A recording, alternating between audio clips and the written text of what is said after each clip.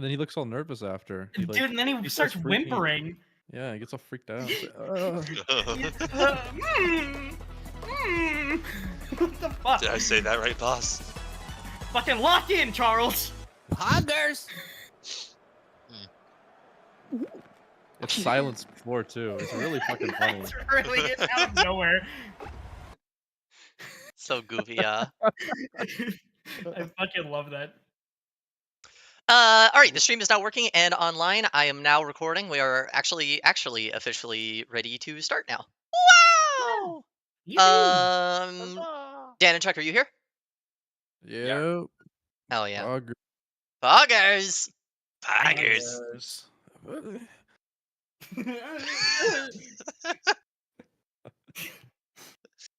That's all I'm watching now. It's on loop in the background. You'll just hear a poggers every 16 seconds. Poggers.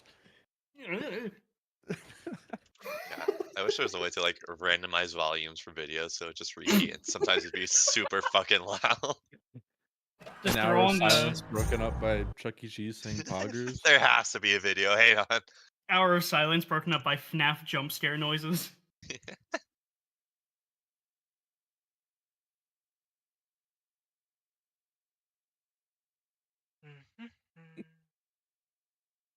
Oh man. Oh, Can't there wait. is one. Oh, there is. Can you Is there? post it? Yeah. I want that in my background. Oh with my my God. ambience. It's 200 views. What the fuck? 200. I'm helping out small creators. Yeah. How often does he? I don't know. Oh, it starts off with one. That's good. I'm gonna set it to 2 times speed.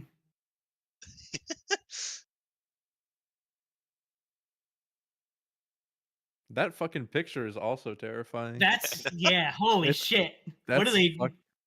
frightening. They did something. Flash, flash on photos never look good. No. I don't think it was designed to look good. It highlights like the worst part of any subject. That's for like crime Yeah. scene photography only.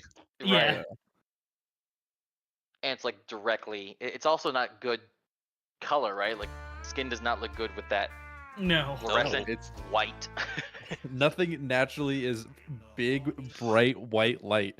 That nothing in the world I could imagine. But when they first made them, they were like regular bulbs, right? So they were capable of whatever wattage was put out by whatever Edison could come up with. Yeah. So a couple years after that, I imagine. So the original Flash probably was like decent looking, considering kept the going. rest of it was like dark as shit, right? But I like to Now- think that the world back then was also just a lot brighter. yeah, maybe. Hmm. The air was cleaner. The world was brighter. Color was No more smog. vibrant. No barking from the dog. No smog. Didn't have to use my AK. It was a good day.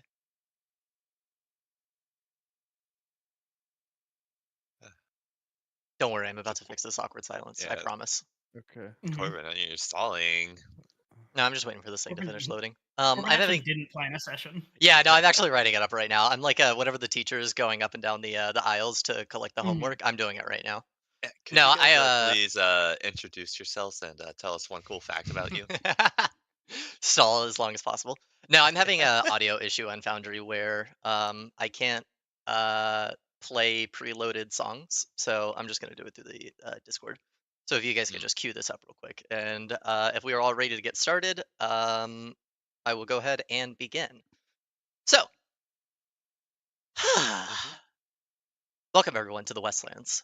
This is a gothic Wild Western inspired world where things are across the board not going well for not only humanity but also devil kind and angels.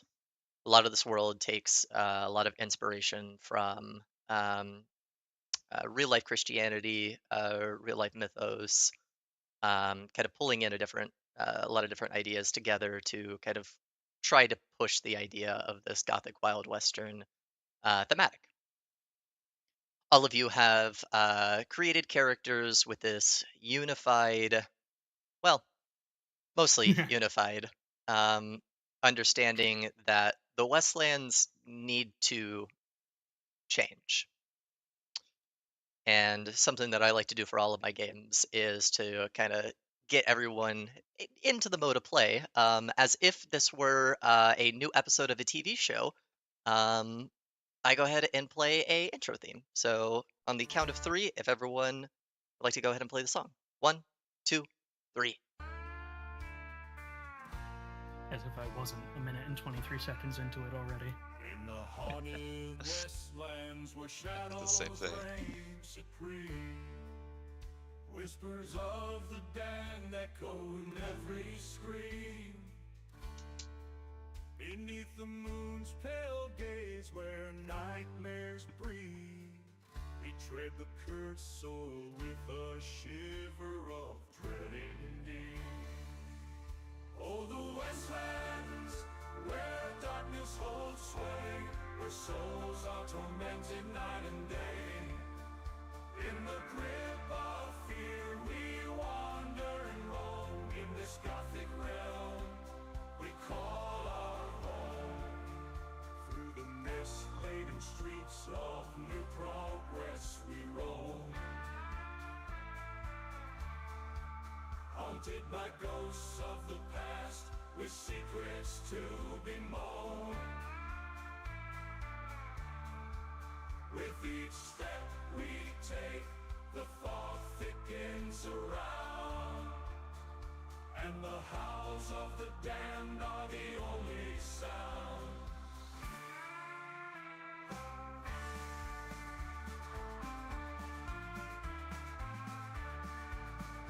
Oh, the westlands where darkness holds sway, where souls are tormented night and day. In the grip of fear we wander and roam, in this gothic realm we call our home.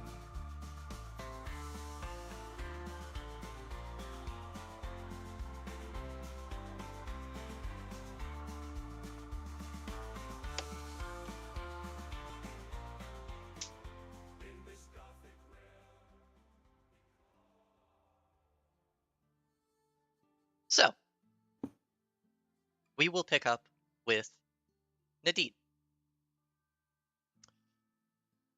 Nadine, you have set Yes. up a meeting with Shepard at the New Progress Saloon at high noon. You have some leads on some pretty vital intel about some angels that may have been spotted in the Westlands, and are waiting for your contacts to get back to you with more details. The saloon itself in New Progress has beds and stuff for drifters coming through, but you're just as likely to see some people that have camped out with tents and stuff. Where does Nadine wake up in New Progress, and what does her morning look like before she goes to meet up with Shepard? Okay. I think Nadine is waking up in some sort of I got some sort of like higher end inn.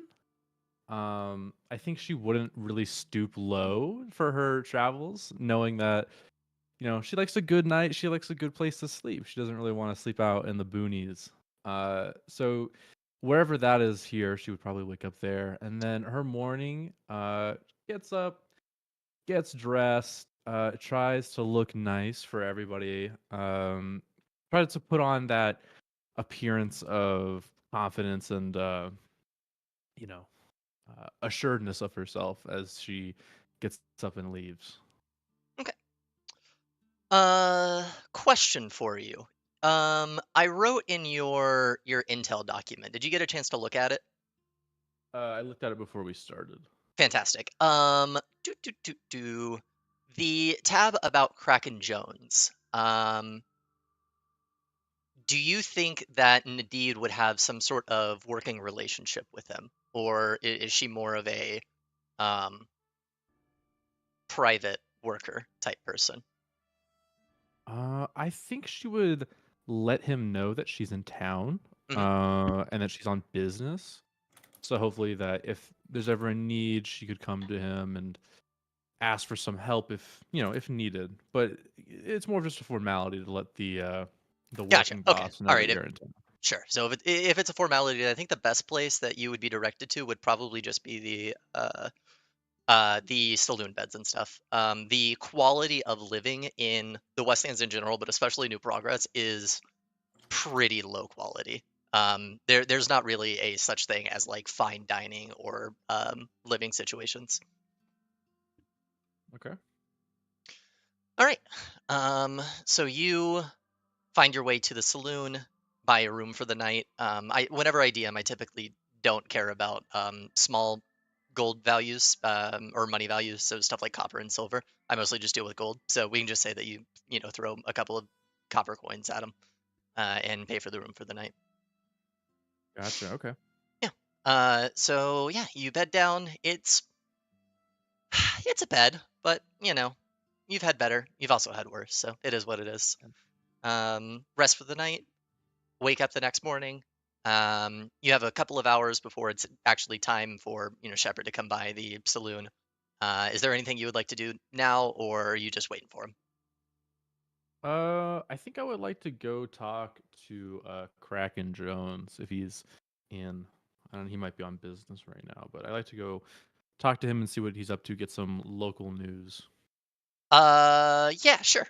So you go ahead and leave the saloon. By the way, just a heads up, can you see this map that we're looking at right now? Yeah. Yeah. Okay. Cool. Let me go ahead and put your token. By the way, the game is paused. I don't know if that matters. I can still open things when I double click on them and whatnot on the map. Nah, it doesn't matter. Okay. And then here is Nahid. There you go. Cool. So you head over to the big house where you know that there's a bunch of various different things that go on at the big house. It doubles as the mayor's office.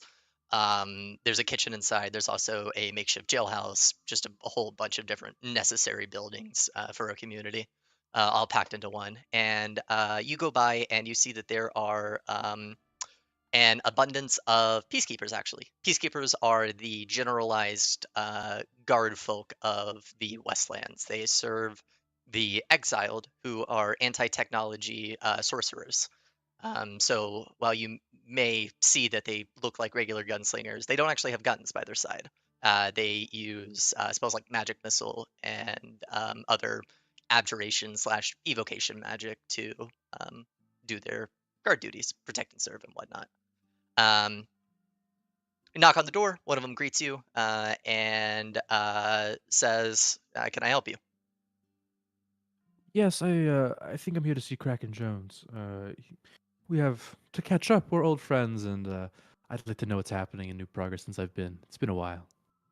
He looks behind him for a moment and then turns back and he says, "Now's not really a good time. Lassiter is getting a promotion. We're having a quick celebration." Oh, well, do you mind if I pop in? I'd like to congratulate. I don't see why not. I mean, opens the door for you and you step in. Yeah, this is a pretty casual meeting. You see Detective Lassiter now with a new outfit on. You've seen him before with the Peacekeeper sheriff uniform, dressed in all white, the white cowboy hat, the big sheriff gold star. But now he is dressed in more formal kind of dress clothing. And you can see that there's the big congratulations sign that's hanging up on the ceiling, and Kraken Jones is there, the celestial construct that has what would it be called, like metallic skin that kind of writhes around like tentacles as if he is similar to Davy Jones. And yeah, you see it is just a pretty small, quick, formal meeting slash celebration. And you come in as Kraken Jones is raising a toast. It's the morning, so it's not actual alcohol. Um, Lame. Oranges are a rarity. What would be? It'd probably just be coffee. They'd just be toasting coffee, I think. By the way, Okay. just as a heads up, not to scare you, for certain characters, I do use a voice masking thing. So if there's ever a scenario where you can't understand me, please just tell me and I will swap it off. I understand that sometimes things are a little hard to roleplay with and understand. Okay. However, Kraken Jones is a celestial construct, so he does have a bit of a robotic voice. Anyways, he raises a toast and says, To Detective Lassus. You've done good work these last couple of years.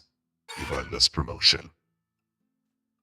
and Lassiter raises a toast and responds and says, well, thank you. This is much more than I was expecting from you. I'm glad that you could all be here today.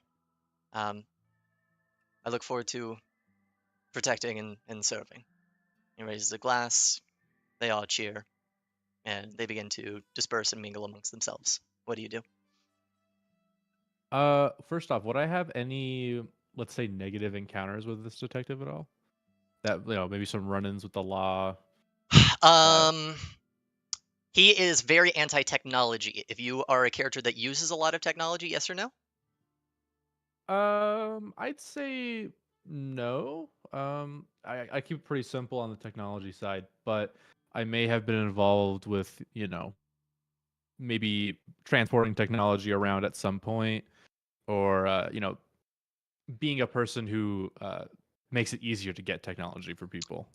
Yeah. Okay. Let's say, all right, two options. You could have gotten caught by him at some point for a minor crime, or he came to question you about something. I think the questioning would be a little bit more in line. Okay, so we'll say that a couple years back, Detective Lassiter, while working in one of the outpost areas, ended up coming and talking to you because there were some people that went missing. And he came to you not really as like a suspect to the crime itself, but more just to kind of inquire about the the nefarious kind of goings on of the underworld. Were you helpful in that conversation with him?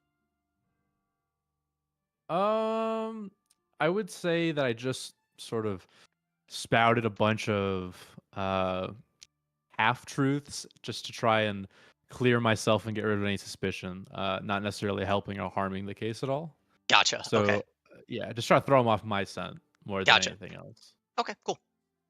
Yeah, you were not arrested for anything, and um, as far as you know, Lassiter didn't get too much helpful information out of you. Okay. And then who's he talking to? Is he still talking to Jones, or is he going on and mingling with other people? It looks like he's gone off and is mingling with a couple of his peacekeeper buddies. Okay. If I could either just try and I want to avoid everybody else pretty Mhm. much. So I'd like to just go talk to Jones. I don't know if I would need a stealth check or anything like that to see if I can blend into the crowd. Yeah, sure. Go ahead and give Um, me a general stealth check. Nice. 18. Yeah, you catch Oh. Kraken Jones whenever he is exiting the room. It looks like he's either going to go to the bathroom or maybe head to the kitchen real quick to grab a quick snack. And you manage to catch him in the hallway where it's just you two. Okay. I want to pop in and say, "Hello, Jones. You look well. Your tentacles are still moving around and well oiled, I assume. How goes it in the town?" Oh, the deed. It's nice to see you here. Things in the town are going interesting, I suppose. What can I do for you? Well, I just wanted to check in on an old friend. Is that so bad? Tell me what's so interesting about this town. This town is normally just a tumbleweed away from being just more desert. So tell me what's going on here. I'm hearing rumors of things out in the desert that once not there. My men are currently looking into it. There's also, well, what's it? It's nothing. Why are you here? Oh, work brings me around to all these different towns, and I just happened to grace your town today. mildly concerning to have someone of your nature coming to New Progress. Can I inquire the specifics of your job? Oh, well, you know, contracts go around, lips get closed. I don't know if I can disclose any of that information, but it was very nice seeing you. And if you ever need any help with anything that would suit my skill set, let me know. I play for both sides, you know. So Will do. You have a good day, Nadine. okay, and I'd like to just leave the big house and return back to the saloon. Okay, cool. You leave the big house, no problems, and head back to the saloon. Okay. And a little bit later, after waiting some time, high noon rolls around, and Shepard, you know that you have a meeting scheduled with Nadid at this time. I do. My question for both you and Space is Belial with you? Shepard would probably tell Belial that he has business and that he can go do whatever he wants. So doesn't concern him. No, not really. Okay, yeah, he'll fuck off then. Okay. High noon rolls around, and I'm going to pull us over.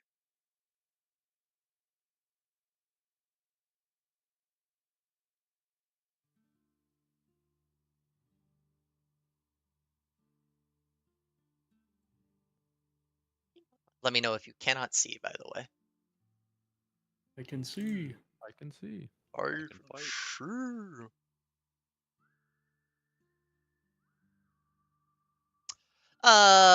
Cool. So just as a note real quick, the Peacekeeper Saloon is magically enchanted so that the guards are alerted if firearms enter the establishment. So Hmm. if you have a firearm, it is basically on your character to make sure that you stash it somewhere before entering. Hmm. Just as Okay. a heads up. Yeah. So Nadid, you are already here, so you can go ahead and put your token anywhere. And Shepard, yeah, you enter through the door, and you see basically what you see on the screen. It is a little bit more packed than usual, actually, for the tavern, especially at this time of day. You can see in one corner there's one like group of thugs in blue bandanas. There's the peacekeeper area where you can see it looks like they are still celebrating Lassiter's promotion. And then lastly, off in the very, very back corner, you see that Kraken Jones is there. Huh. Okay. Mhm. Yeah. Yeah, good. Probably go through. He knows where he's going. As you're passing by, you see the bartender motioning you to come over to him. Oh, yeah, sure. Stop by. Yeah. You at first don't recognize this man until he actually speaks to you. You can see that his beard has been shaved. He's gotten a new set of clothes and a fashionable new hat. And you notice this to be the homeless person that you spoke to. It would have been over a week ago now at this point that you gave Mhm. a nice meal. Yeah, Michael. He motions you over and he says, "Hey, Shepard." Hey, Michael. There you are. Got yourself a job. Yeah, I'm picking up just a couple hours. It's not like a full day shift or anything like that, but yeah, it's put some nice money in my pocket. Glad to see it. Good to Yeah, see you're in better sorts. and How man, long you been doing this? this would be my third day now. Nice. Yeah, think I'm getting the hang of it. You know, just pour people some drink and make sure the cups are mostly clean. Yeah, you do what you can, I'm sure. Yeah. Hey, listen, I just want to say, man, what you did for me, it it started the process of me getting here. Hmm. Thank you. Yeah, Shepard would smile very genuinely at that. Just kind of shrug. I really didn't do all too much. I just listened to your story. Let me know if you need anything. I'm sure I'll be around a little bit, but Yeah, yeah, of glad to course. see that you're doing good work. Yeah, you too. I've got a meeting here, so I don't want to keep him waiting. Good luck. Thank you. Yeah. Turn around. Give a nod to Nadid before he takes a seat. Just, I assume you're the one I'm looking for, Mrs. Nadid. Yes, I assume you're the one who I'm looking for too. You're the only one with colored hair here. Yeah, I guess it is distinctive. So, how are you doing? How was your travels? Tell me about it. Tell me a story. Tell you a story. Travels interesting. Which ones? What I was just doing, or getting back to town here from the casino? Tell me about the casino. There's always interesting people there. Yeah. Played a nice high stakes game with Mammon. That was great. Um, Did you win? did I win? In a matter of speaking, I didn't lose. So learned Hmm, important information, and that's what led to me contacting you. So it got the ball rolling. It's what got God on my side. So, that's great. I know God loves gamblers, so well, I normally avoid it. I would never do it if it wasn't a urgent request from an old friend, but that's neither here nor there. Just real quick, whenever Shepard is speaking to you, it sounds as if there are two voices coming from him, correct? Yeah. Yeah. That is what the slight voice effect is. Also, can I have you two please describe your characters? Oh, sure. Let me find Shepard's picture, the full one. There we are. This is Shepard. He looks like a younger man, probably 23 to 25, pale white skin. Um, he wears like pretty much priest vestments over top of something that clinks around under it, some sort of metal armor. He's got bright, blazing orange hair, orange eyes, a couple of scars on his face, but seems to have a calm demeanor about him, normally walking and kind of perusing around, keeps his eyes moving. Doesn't carry any weapons on him, it doesn't look like. He doesn't have a holster for a gun. He's got a cross around his neck, and that's pretty much it. Nice big backpack, looks like it's stuffed with travel supplies. That's it. Okay, yeah. I don't have the full picture of Nadid right now pulled up, but you can see from her token there. She's a woman in her mid 40s, long, sort of dirty blonde hair, black guard, wearing a nice leather armor from some sort of high end designer of armors. She has a necklace around her neck with a blue pearl stone in it that sort of radiates off the light.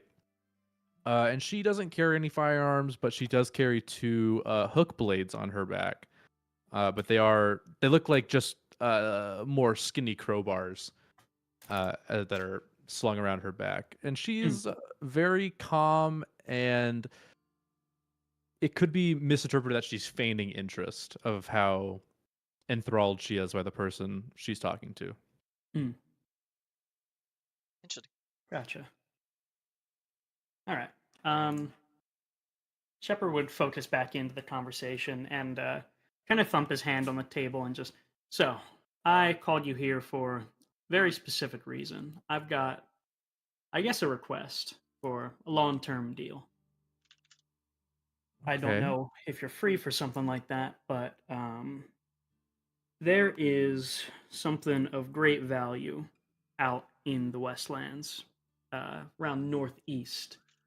It's a big pile of materials, and it's what I need to build heaven. But I'm not someone who knows how to transport that many goods. I don't know how to refine metals. I don't know how to get things where they need to. You, on the other hand, are very experienced in those things. So, I'm here asking for your help. I need help moving things. You know how to do it. What do you want in return? Well, I have a couple questions about this job before we get into arranging bargains. Uh, Mhm. how do you plan to build heaven with a pile of scrap and blood? Well, as far as I know, most of the material is angelic in nature. It's a large scrap of heaven that fell. It's from the original heaven.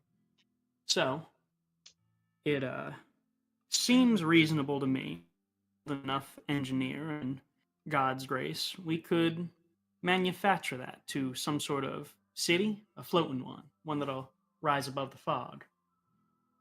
Hmm. Okay. Okay. And any origins about this metal? How it landed there? I mean, I know it fell there, but it seems there's a large collection of it. Normally, when something breaks apart, it scatters across the land, not falling into one easily transportable area. Well, I'm not too sure. Um, they're saying it might be a celestial construct. It might be moving, walking, Hmm. uh, and that's why it might have evaded us for so long. And it's deep in the fog, somewhere no one likes to really explore too much. Mammon found it, and Mammon's crazy, so he would be the one to find it. Crazy people do like to explore out in the fog. Um. Okay. Okay. And so this thing's walking around. I mean, does anybody else know about this? This seems like it could be used for a wide variety of different things. Yeah, so that's the problem. We're on a bit of a time crunch because this information was given to me as part of a high stakes game. Mm-hmm. Um, so the people who know, at least the people who matter who know, are Cassandra, if you know who that is, assassin, works for the exiled. Carlisle, Cassandra's brother, bit of a coward, also for the exiled. Mephistopheles is dead, but she would have known. And Mammon figured it all out himself. And then there's me.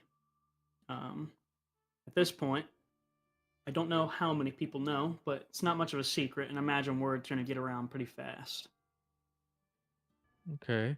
So two bitches know, and a crazy guy, And me. and you, and you. Okay. Okay. Well, estimate the time clock. What are we looking at here? A month, a couple of months, maybe a couple of weeks, even if we get this whole operation going. Because I need to know, contact my people, and it takes a while to get things moving. Hmm. Time. Depends on the willingness of the other participants in this race, I suppose. And I imagine they are going to be interrupting each other here and there. But from when you say like a month is a good estimate For what specifically? for people racing to the celestial like kind of stockpile, how long would you say we have? Yeah, about a month. Yeah, probably around a month. Not too long. We might be able to delay that timer a bit if we go and fiddle with everyone else's operations, but that might Hmm. be a bit hard considering how powerful they are. Well, I might have some people who can do that. Maybe call some workers' strikes, have some union bargains. We might be able to do something like that if those people rely on the same avenues that I do. But okay. So now let's see what I want.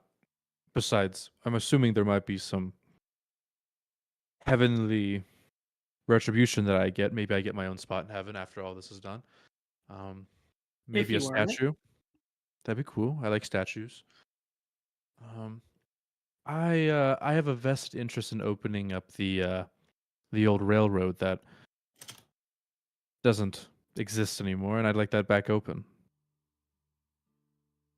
you would see him kind of like rub his chin a bit, like he was rubbing a beard that's not actually there. And okay, you want the Sulphur Railways back for what? If you Well, don't mind me asking. well, it's a family trade. We're logistics people, my family, and I think we'd like to go back to where we, our roots, and that lies in the rails. I see. Why the Sulphur Railway? Why not build a normal railway, connect the Westlands. The people in hell pay pretty well. Um, so that's why, honestly. They're our best customers. We gave out some punch cards down there that probably need redeeming. I see. Okay. What is it that you, back when the railways were open, what was it that you traded in? What would you get from hell and what would you deliver there?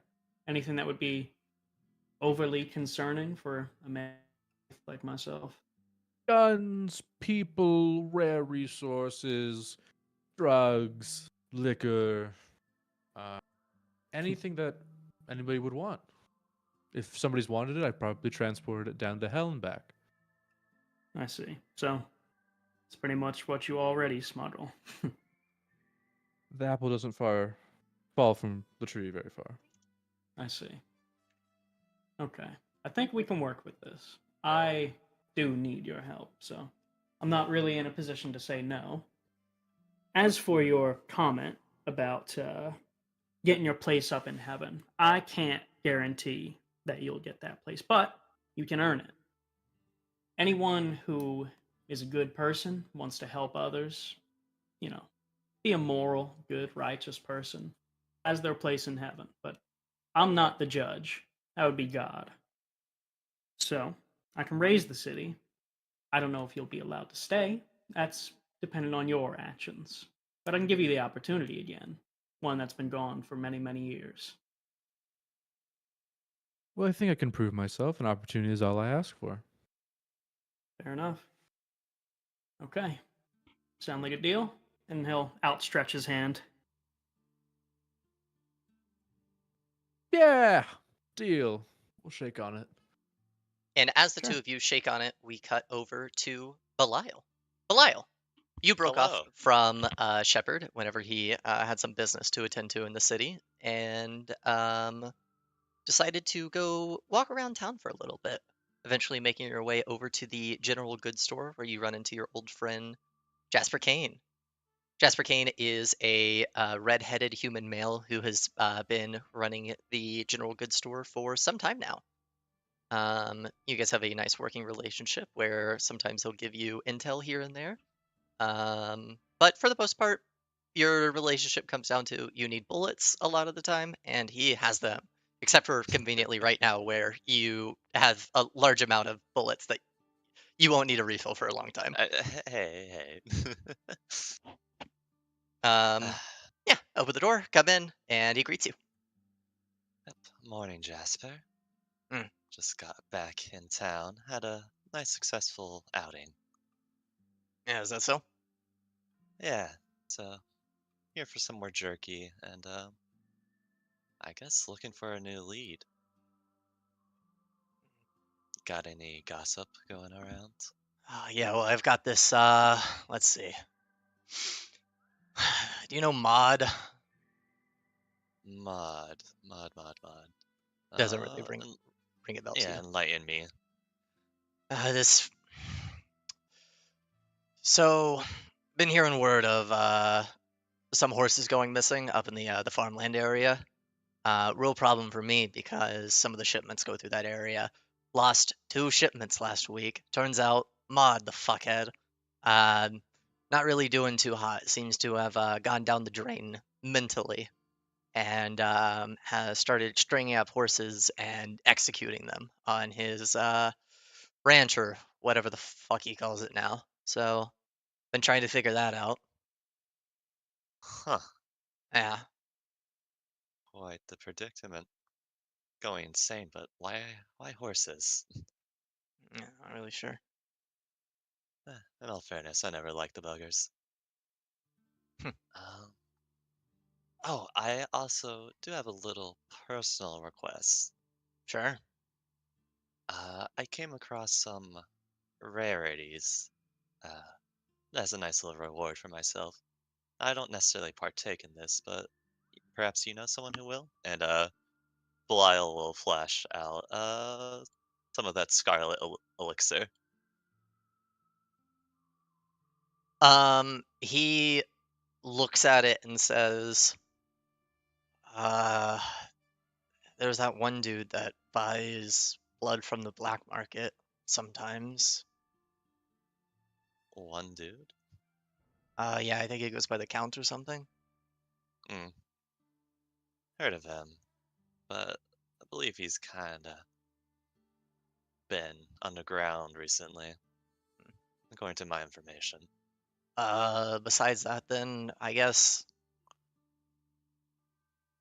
this will be probably a long shot, but I'll buy it off you for a discounted price, and I could try to use it to maybe help bribe Mod. Maybe that'll get him to stop fucking with the horses. Huh. Hmm, maybe I could give you a bottle. How much you thinking? You're offering just a bottle? Yeah, just one bottle. Uh, no offense, but one bottle isn't gonna be enough for Mod. He's a pretty big boy. Big boy. I like to keep my options open. How about a bottle of this and a bottle of Crimson Essence? And I'll put that one on the table. Yeah, fuck it, sure. 10 gold? 10 gold for the pair? Yeah. Mm, well, kind of thinks on that price, and yeah, sure, fair enough for me. All right.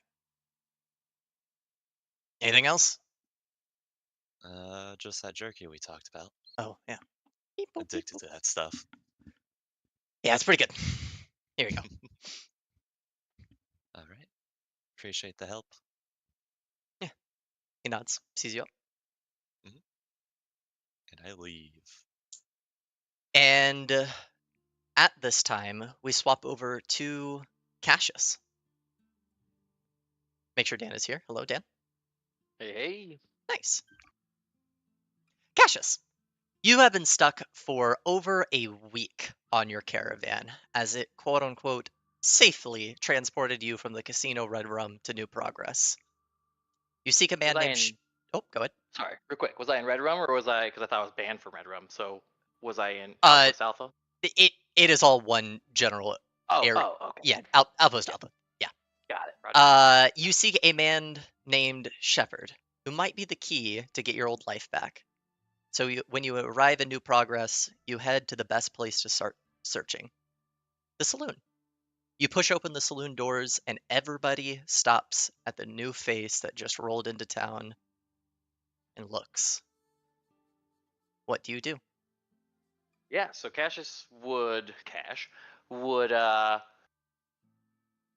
he was traveling, so he probably has his Stetson on and has some.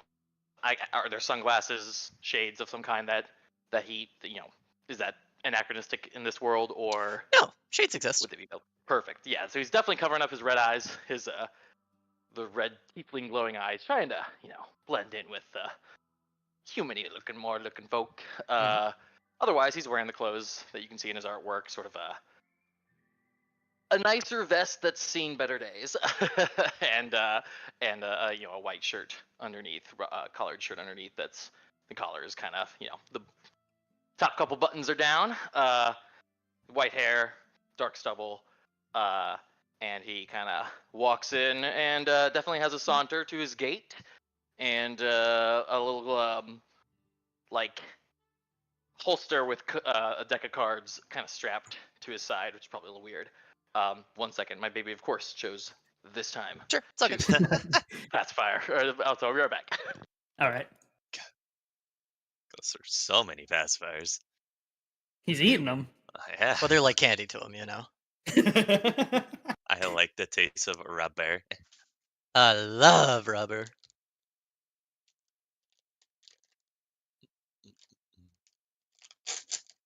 Eat that trash. Eat that trash. Sure, okay, right. Very.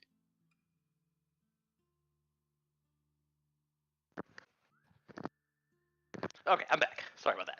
Welcome back. Doesn't happen often. Usually pretty quick to Yeah, it's all good. resolve. Feed Okay, letter so over here. yeah, so he'd walk up and kind of lean over to the walk up to the bar, lean over the bar and get the bartender's attention. And when he had it, he would say, "Well, howdy there. Looking for a man. Oh, what did he call himself? When we met that one time before, would he have identified himself as Shepard or His name's always been Shepard. always been Shepard? Okay. Fella sent out a nice broadcast about a week ago. Goes by the name of Shepard.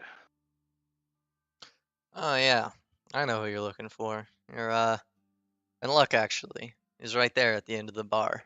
And he nods over, and you see a short, brown-haired, greasy-looking man that looks like he is most certainly a drunk. This is Silas Irons, and he kind of looks up from his mug and points to himself and says, "Oh, me?" And Michael says, "No, no, not you." And Silas kind of moves his head to the side, looks behind him, and you see the fiery reddish orange hair of Shepard. And Michael says, "That's him right there." Yes, that's pick out that red hair in a crowd any day. Kindly, sir. And he'll swivel on over and Peacekeeper stops you right as you're about to get up, and he says, "Actually, sir, before you take another step, I'm gonna have to pat you down real quick, make sure that there's nothing dangerous on you." oh no, of course, of course. I love it when a nice looking fella puts his hands all over me, if you know what I'm saying. It's a good time from as far as I'm concerned. Don't say things like that, sir. Is there anything technology-wise on your person that is easily spotted? Glasses, right? The shades. Other than that, he doesn't carry a gun at this point. And well, I'm just look at the old inventory. Find out here. A harmonica. An electric harmonica. Holy shit. Oh, I mean, yeah, Barrels on harmonica. it that shoot yeah, bullets. you know He's what? got a bomb. He pulls the harmonica out of your pocket and kind of inspects it, and he blows a quick note. He blows another quick note, and he looks at you and says, "Making sure it works," and then tucks it back into your pocket and walks away back to the door. It's the fucking TSA. Cash tips his hat at the feller and then kind of walks over and sort of with a flourish takes a seat across from Shep. Oh. Well, I'll be. Holy hell. Cassius. Shepard, the man himself, the man with the broadcast, the man who's got the plan. Yes. Yeah, I'm on the radio now. Damn, I haven't seen you in years. What have you been up to? Oh well, big old wins and big old losses, but I've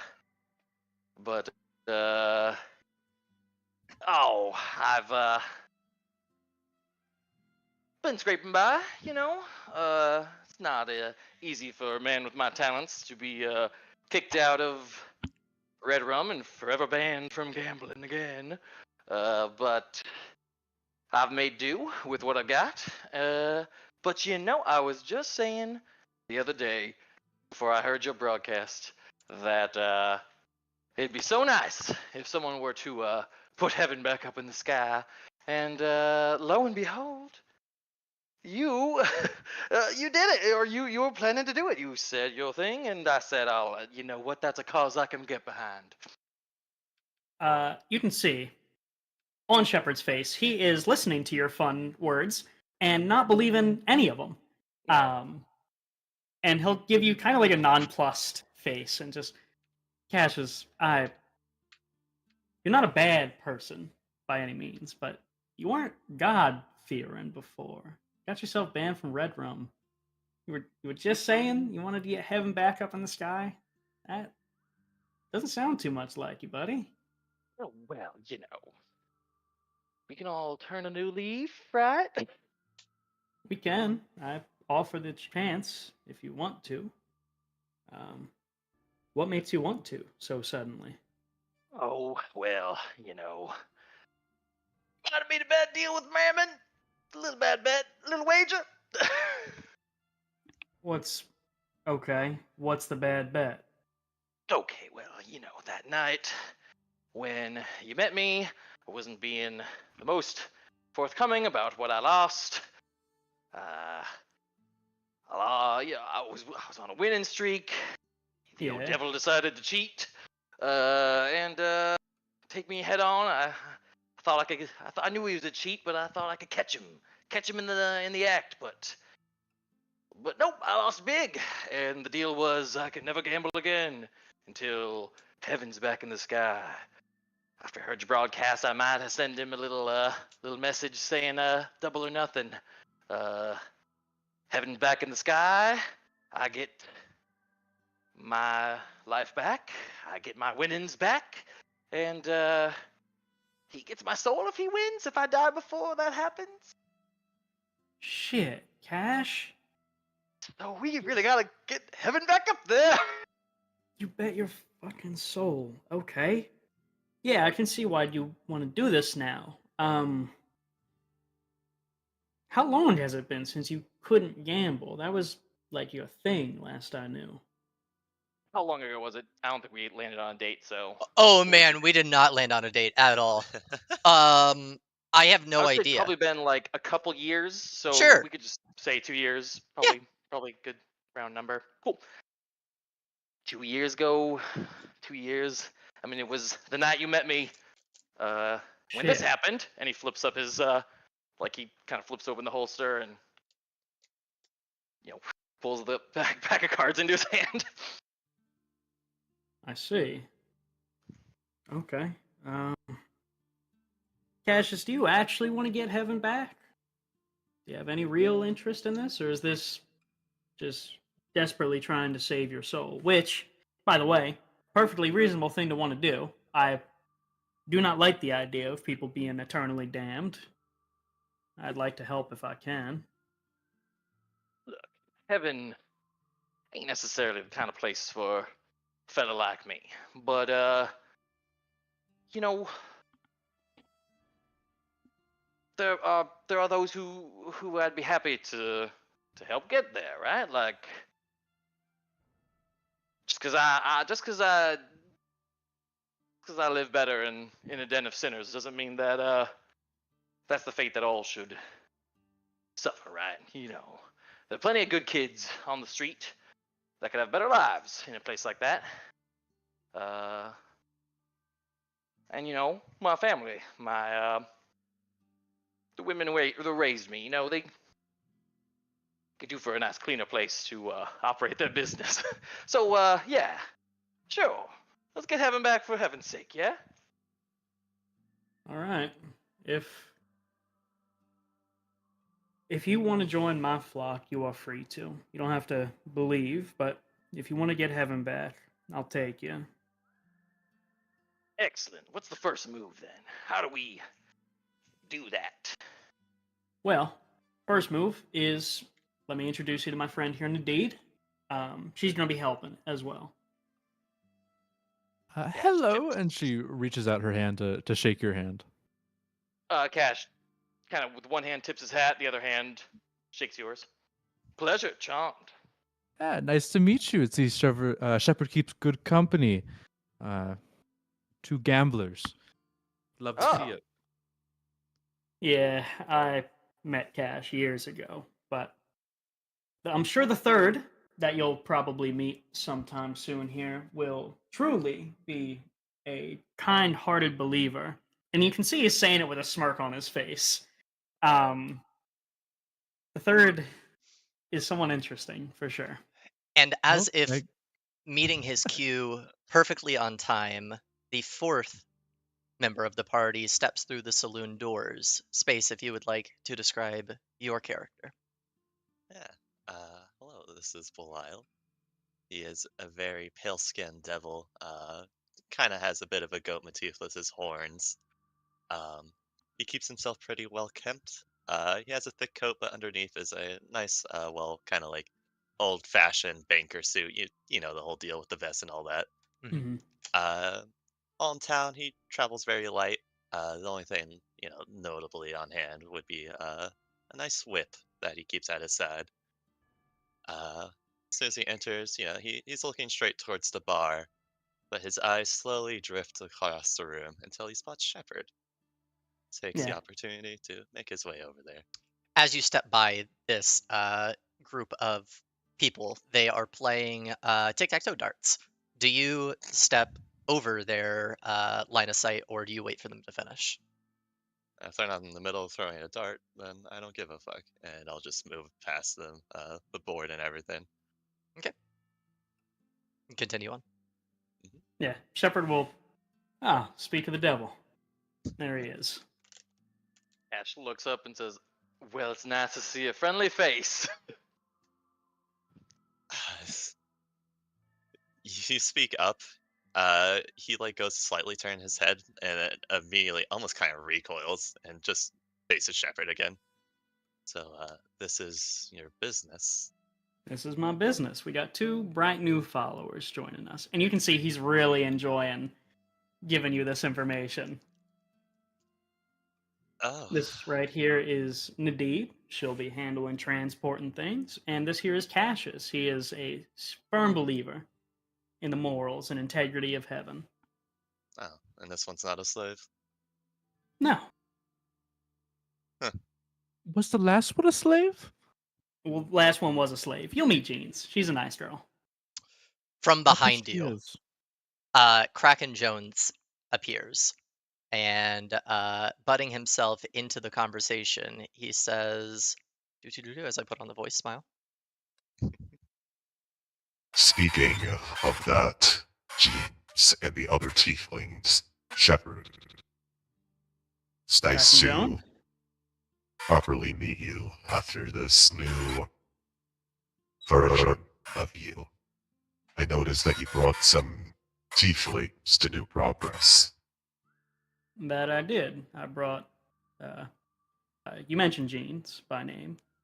And then there is Water and Sky.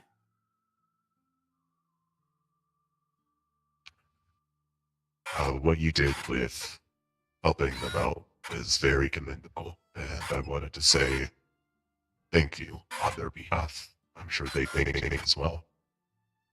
Yeah, of course. About that though, there's actually more of them being kept on a oil rig, and I was planning on going and helping the rest of them out because they're not actually slaves. They thought they made a deal and it wasn't legally binding, and they're not being treated all too well, and I don't really take kindly to it. So that was my next major plan. What oil rig? Oh God, let me find the name. Life. Fife. Yeah, it was Fife. They've been off the grid for some time. I was unaware of how they handled business. Speaking of handling business, I do have a minor problem with these tieflings. They can't stay at New Progress for free. So I was hoping to inquire with you about what they should be doing for work. What they should be doing for work.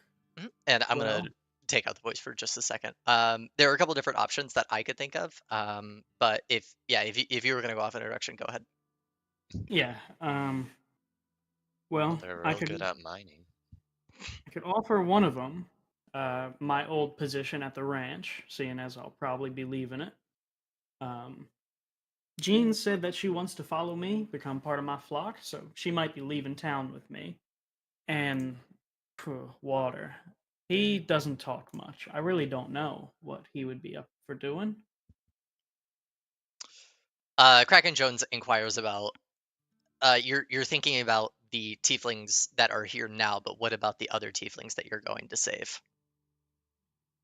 He's basically Oh. asking for like, what are you wanting um the tieflings as a group to kind of go and work towards? What job, effectively?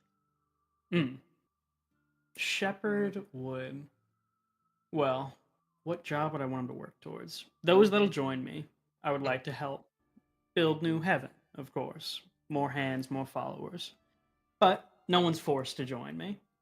So, I would imagine they'd come back here, find themselves positions doing whatever the town needs. I mean, they're free people. I don't control them. I might encourage them to do good and honest work, but is there Um, enough of that to go around? So you can assume that the tieflings are willing to work for reasonable pay, obviously, as long as they're like not really Hmm. considered slaves anymore. So Kraken Jones will give you a couple of options of like different areas of New Progress that could use the extra labor force. Hmm. He tells you that the stables, the big house, the general goods store, and general carpenter work. All of those are needed. General goods.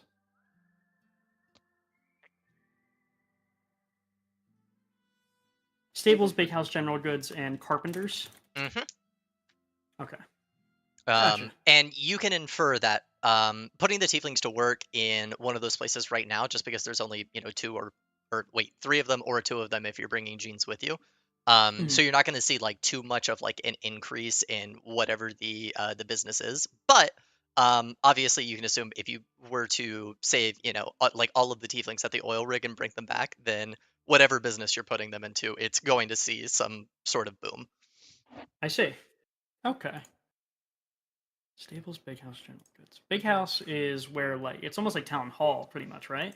Yeah, mayor's house, office, jail, various other buildings. Gotcha. That's the closest thing to like public service. So he would probably uh kind of focus on that. Sure. I have a suggestion for the tieflings. Just throwing it out there. Sure. We Mhm. could have them work in, caravan transport. If there's going to be more of them, they would have enough protection for themselves, and it would be our own personal caravan that we could transport things through. People, maybe some materials that we get. It'd be a good start. We could start building a network, get things moving from town to town. We already got one caravan running around the Westlands, but more would speed things up. If I placed them in the stables, would we have an? I guess it depends on how many people are there. What were you A going to second ask? caravan isn't a bad idea. If we could get enough, could we get a second caravan running? I see. Yeah, second caravan is a viable option. Hmm. I will say from a DM point of view that to create a caravan, it would require both people and the actual caravan itself, right? So you still would need Mhm. like carts. Yeah. Okay. Well, would I maybe know somebody who could get me some discounted caravan gear? Yeah, but it would probably take time to actually acquire. Oh yeah, I mean, I'm sure this is all in the future after we get these people back from the oil rig. We could start setting some stuff up. I can maybe make some connections Yeah, soon. absolutely. Chances are there's a few among them that might have surprising talents, an eye for numbers or a way with words, and might be worth taking the time to assess their skills, see how we could properly get things going for them Yeah. and with them. Of course. We'll look at them on an individual basis. If there's anyone who is a shining star among them, we can maybe suggest they go somewhere in particular. But first things first, we got to get them out of there. I've got a key to the oil rig because Old Man Fife is no more. He was duly judged, and now time, I think, is of the essence. Kraken Jones speaks up again and says, Uh, to expand on the caravan idea, I'm not sure how this may involve me, but there's a drifter in town that has a strange contraption that allows him to travel quickly along the sands. You might be able to talk to him for some insight on what exactly it is. So that he has a strange attraction and ability to travel among the sands. He has a strange contraption. This is think of it as like an artificer device. Okay. Does this drifter have a name, or is that for us to find out? Kraken Jones says, He isn't much of a talker. I like to call him Teal Crow, because he looks like a teal crow. Teal Crow. Yep. Huh. How Okay. insightful of you. Gotcha. Okay. Where could we find him? Is he just wandering around town currently? yeah, Kraken Jones says, yeah, for the most part. Gotcha. All right. Thank you, Mr. Jones. And he'll kind of call over to Lassiter at the other table and just, congrats on your promotion, by the way, brother. Oh, thank you. All right.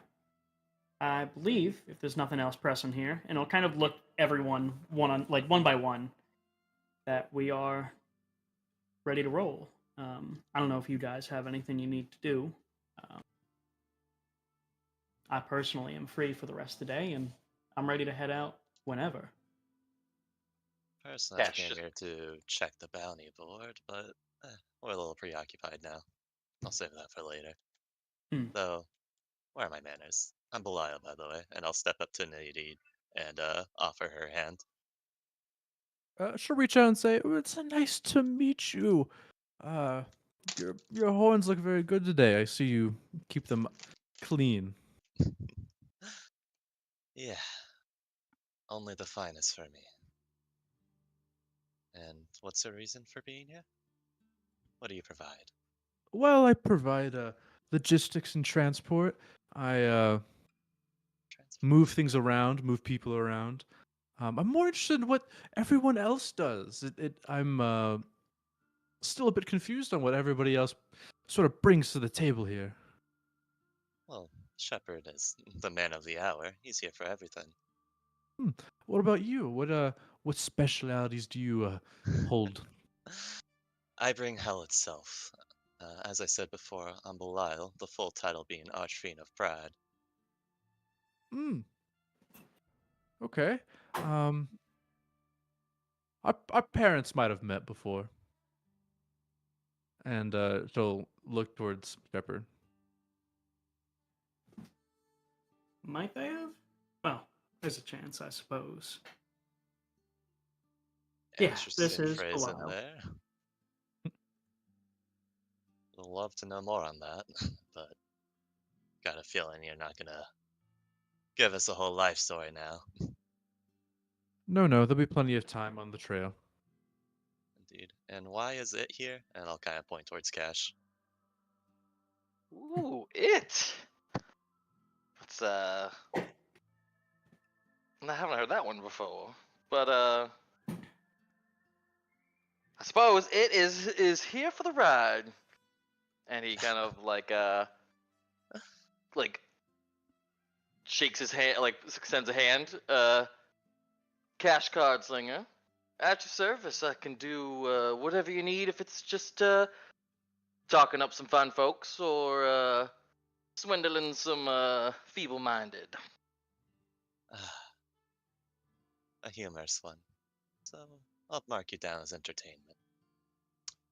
Lassiter. And like oh, he go kind ahead. of like reaches real quick and like kind of like flourishes his hand as if he's like pulling something from behind your ear, and he pulls out a card and he goes, "Oh, would you look at that?"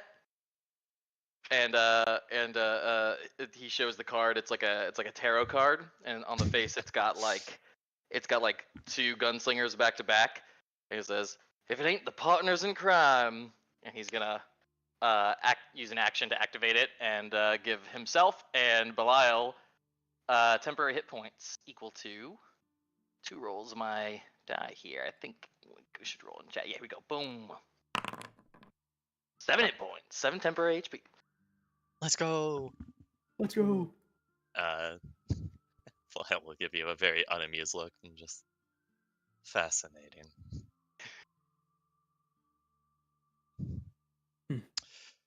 Detective Lassiter approaches the party and butts in and says, I'm sorry to interrupt, but I'm going around and properly reintroducing myself as Detective Lassiter. I hope that any ill will or anything towards me will be washed away in the same way that uh, any ill will that I may have had towards you all in the past is washed away.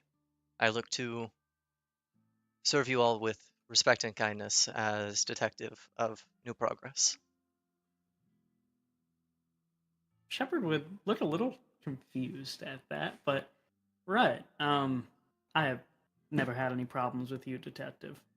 Hmm, But Kind of. yeah, You must be doing your job well because I haven't seen your face before. Well, you're sticking out of trouble then. Speaking of trouble, I couldn't help but notice that the four of you seemed more than capable individuals. Shepard, I've seen what you're capable of manifesting, so I know. Mhm. I was wondering if you all would be open to helping me out with something. There will be pay involved, of course, but we're pretty short-staffed with the peacekeepers and myself, and we can use an extra pair of hands. uh, depends on how much time it takes. But what do you have in mind? I suppose you could probably get it done by the end of the day. I see. Well, speak. What do you got? Follow me, and he walks over to the wanted board. Ah, Looks like we're going here today, anyways. Well, kind of say to himself. Yeah, there's a bunch of posters. Most of them are like super mundane work and whatnot, but he points to two in particular, and he says, "There's just a couple of small problems here in the New Progress area. We normally would be able to take care of these sorts of things on our own, but there's been some sort of sickness going around recently, and we're just awfully short-staffed. So I was wondering if perhaps I could pay you for to take care of one of these, and me and my men will take care of the other one. I see. Hmm. Hmm. Do we get any extra compensation for doing this on the fly? Um, yeah, I suppose that we could fetch up a purse for you. Shouldn't be much of a deal. I see. We heard about Teal Crow, um, especially his sailing device. Might be useful. I have more of an interest in that one personally. But I've also got this oil rig problem. I don't know if you overheard, but big old oil rig keeping slaves on it kind of concerns me a little more. Hmm. Well, hmm. If you help us with this problem today, then I'll send some of my peacekeepers out with you to help you with your problem. Mm. What time of the day is it? 12:30. You met at noon, so Oh yeah. Yeah. Mm. He'll look to everyone else and kind of, what are you guys thinking? We got some options here. Um, Personally, I'm between Teal and the oil rig. Hmm. Well, I think we should talk to Teal. I mean, he could make getting jobs done a lot easier if we can go across the sands a lot faster. Hmm. And personally, I'm more inclined to dealing with the horse impaler. My friend Jasper said it's causing him some issues. I see. And he's always helpful to us. You haven't Hmm. met him yet, I don't believe so, but good, I've reliable man. been to the general store, but can't say I'm best buds with him. Cassius, what are you thinking? Well, the can't imagine the slaves on the oil rig are going anywhere anytime soon. Not to be unkind. Uh, we could certainly use some extra hands on a big job like that. Sounds like so helping the sheriff ain't any bad idea, but or detective. I'm sorry, but also I think this Teal fella could be interesting too. Man doesn't talk much, but goes around so ostentatiously. Might be worth a chat. Hmm. All right. I think that puts it in majority for Teal. Would appear so. All right. All right then. Thank you so much for the help. Yeah. Where are we gonna find Teal? Me still just wandering. Gonna have to just run Uh, into him. I believe I saw him by the water station. I see. All right. Detective, thank you. Yeah. We'll be on our way. Beep, boop, beep, boop, beep. Yeah. Shepard will go out of his way to not interrupt the board. Of course. Fuck the tic-tac-toe. Call Also, out of course. before he leaves and just, Michael, good seeing you. I'm sure we'll be around. Yeah, of course. You too. All right. You exit the New Progress Saloon and begin searching for Teal Crow, who you find pretty quickly. He stands out.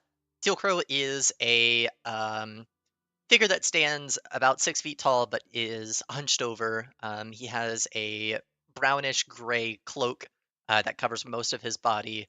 But more importantly, you can see that it looks as if most of his body is, his skin is burned to some degree, and it looks as if he has teal metal armor that has been fashioned like to his body, either through a mixture of rope and leather, or even in some places screws. You can see that there is a large headpiece that covers his forehead all the way down to his mouth, and a long bill that gives off the visage of a crow. His mouth is uncovered beneath the mask, and you can see that it is. He looks just like a scarred human man. Um, Mm. do, do, do, do, do. And he appears to be just kind of sitting down by the water station, not really doing anything, kind of hunched over. All right. Yeah, approach and just, excuse me, I'm assuming you're Mr. Crow? He jumps up quickly as if startled and kind of lands on like the heels of his feet, and his arms are outstretched, and every time he moves you hear creaking, as if you've ever been on like an old Ferris wheel, how you hear like the constant creaking and ricketing of the metal. And he does not respond to you. Instead, he what did you say? You said that you must be Crow? Yeah. He nods his head, and the beak that is attached to his helmet, that looks like it is attached with what would it be called for a? There's a door that has the Hinge. hinge. Thank you. It looks like the beak is attached on hinges, and he quickly nods his head yes, and the hinged beak goes. "Eer, eer, eer, eer." We heard that you're asking for some help getting your sand thingy out of it. Eer, eer, Um, eer, eer. He nods his head would again. you like us to come with you, perhaps? Eer, eer, eer, eer. He nods his head a third time.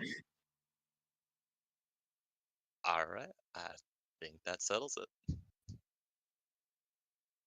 Okay. Shepard looks so thoroughly enthused by Yeah. the clicking noise. We actually wanted to ask a little bit about that Shit. little contraption of yours. I might be hard to get definite answers if you can't speak. but we'll try our best. How is it that you move so quickly? You might know me. I'm Shepard. I have an interest in getting around the Westlands as of recent. He nods his head up and down, and it goes. "Ear, ear, ear, ear." He nods his head slowly to the side, as if saying no, and it goes. "Ear, ear." And then the third thing he does is he makes a shrugging motion, and it goes. He's a fucking Animal Crossing character. Only yes or no questions for him. Yeah. Okay, how about this? If we help you out, would you be willing to maybe show us some of your methods to get across? Yes. Yeah, does that work? Is it something we would be able to create ourselves, or would we need your expertise?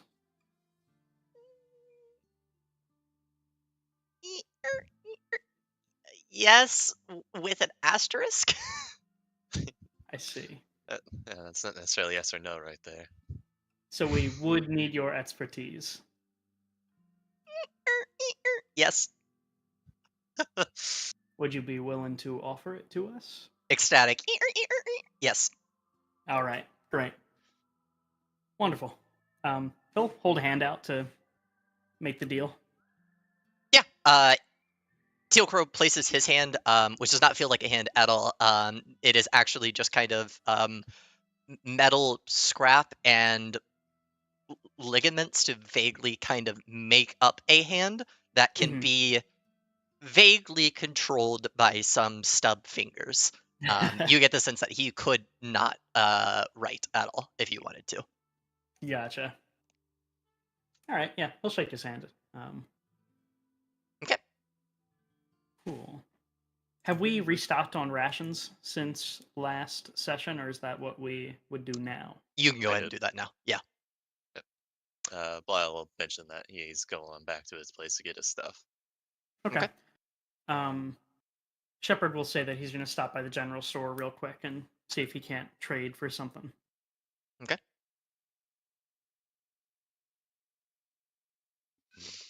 Shepard goes over to the general goods store, and yeah, you see Jasper there working.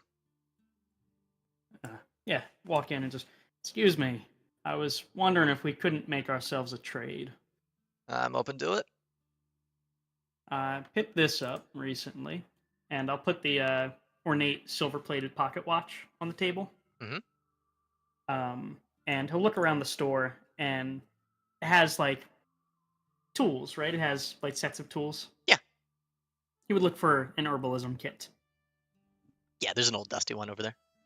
Yeah, pick it up, put that on the table.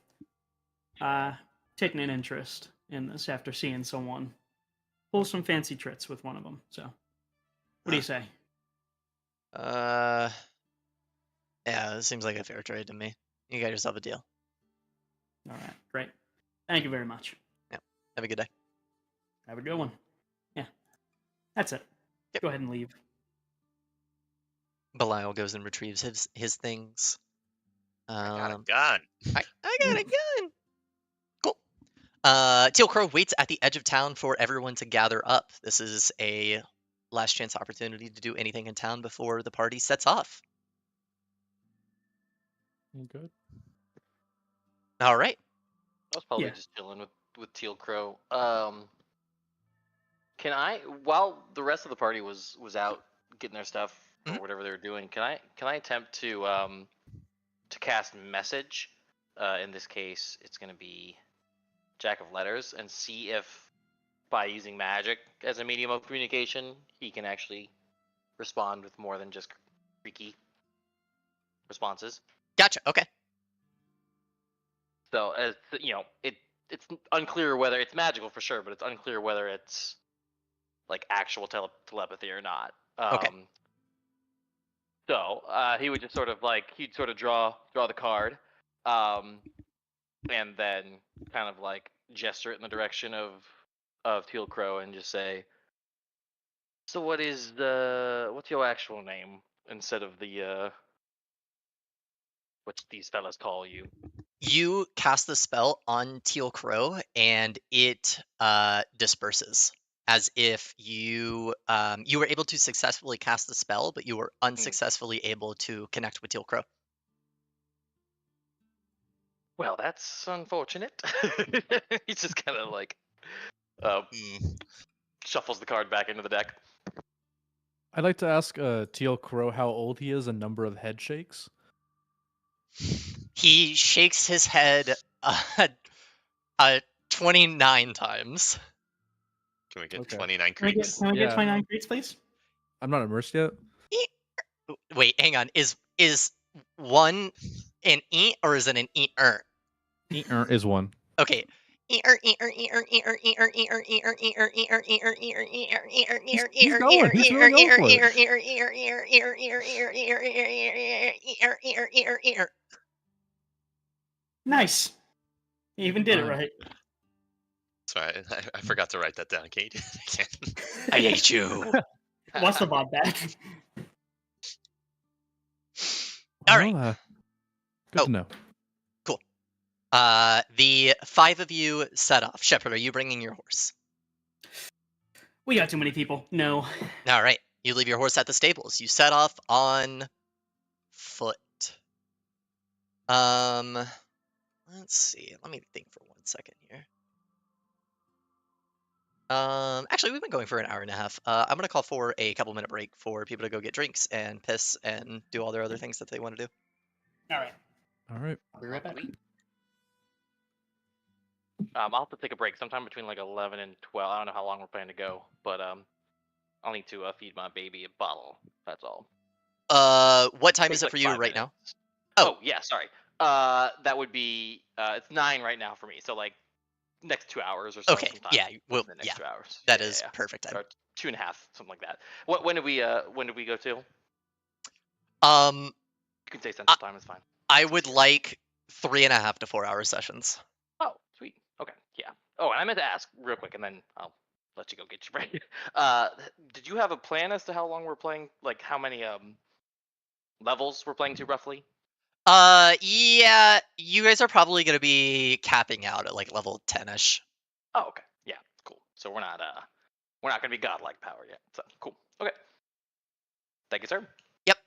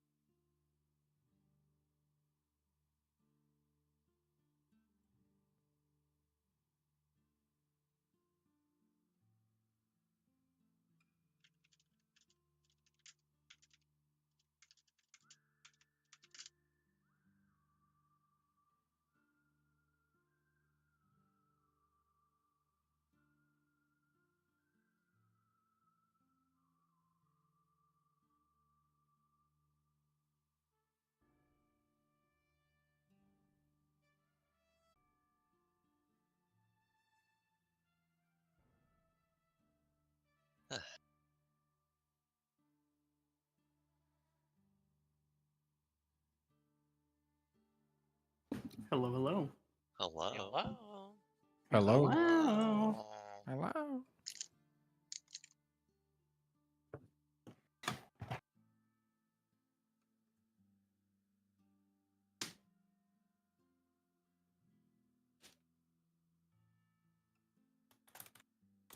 All right, we all here? No. Yes, sir. Dan? Looking Yep. like a no. Oh, yes. Oh, All right, okay. we're all here. Holy fuck, we've done it. My God. Cool. Picking back up then. Shepard, Nadid, Belial, Cassius, and now Teal Crow set off into the fog on a journey to help out Teal Crow. Travel takes a couple of hours, but eventually you do come to the area where Teal Crow is leading you. You walk up a sandbank and overlook the ledge where you see that in a divot in the sand between two dunes, there is a large wooden sand sailing ship. Looks like this.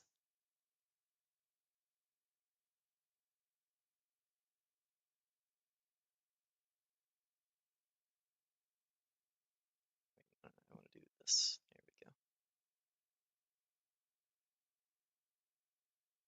There we go. Wait for everyone to get pulled over.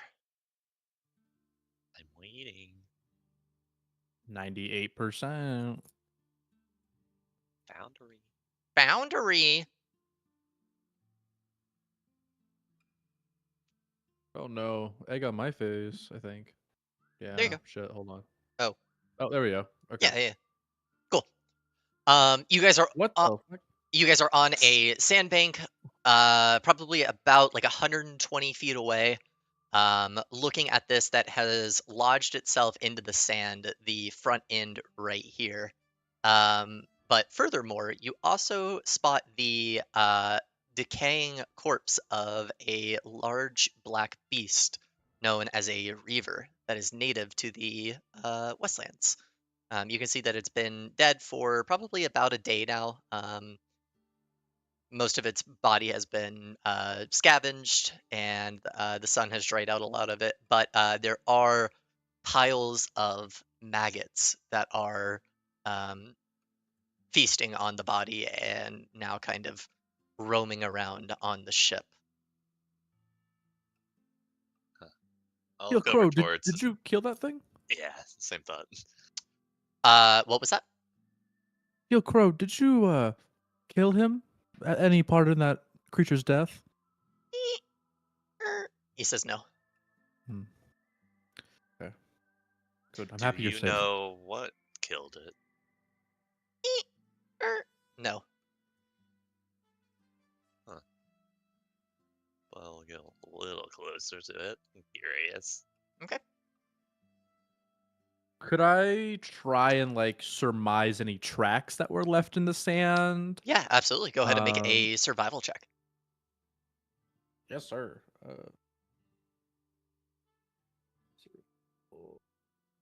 Oh.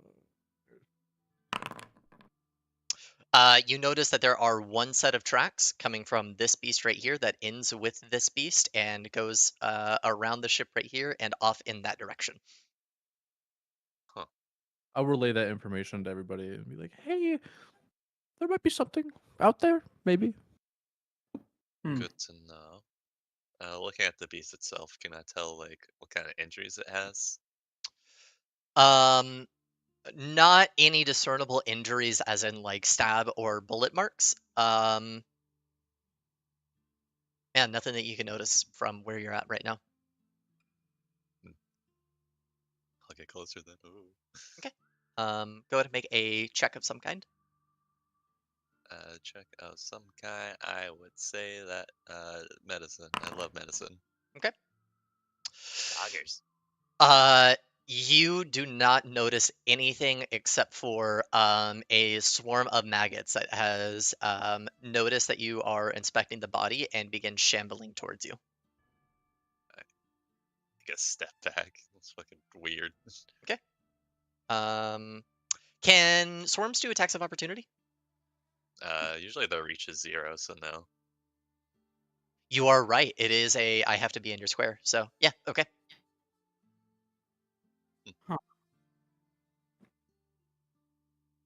Hmm. Suppose we're better off investigating what killed it, see if it's still nearby, see if it's a threat to us. Yeah. I'm gonna go the other way. I don't Okay. like those grubs too much. Walk around the back end of the ship and kind of just look off into the fog. I want to ask Teal Crow. So I guess you can't really tell me the whole story of what happened here, but did this beast have anything to do with the sinking of your ship? No. Was there any third party that was the sinking of your ship, or did you just have a bad wheel, bad night behind the wheel? Is there a shrug?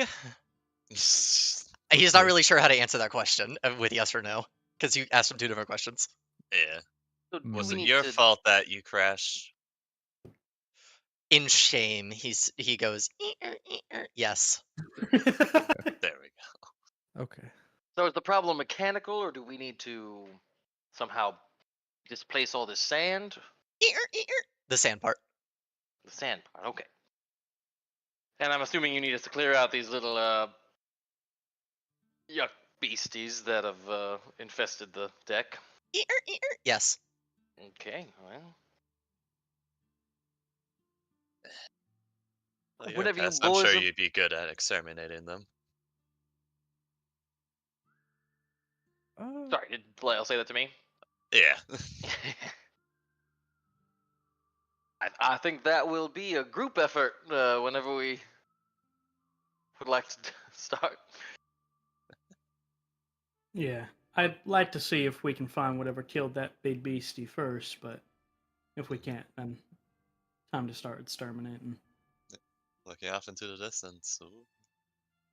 Yeah, go ahead and make a perception checks if you'd like. Oh boy, I love those. Where are my skills? There it Is is. that guidance that? Oh, doesn't matter. He rolled a Oh. crit, so never mind. Jesus. Okay.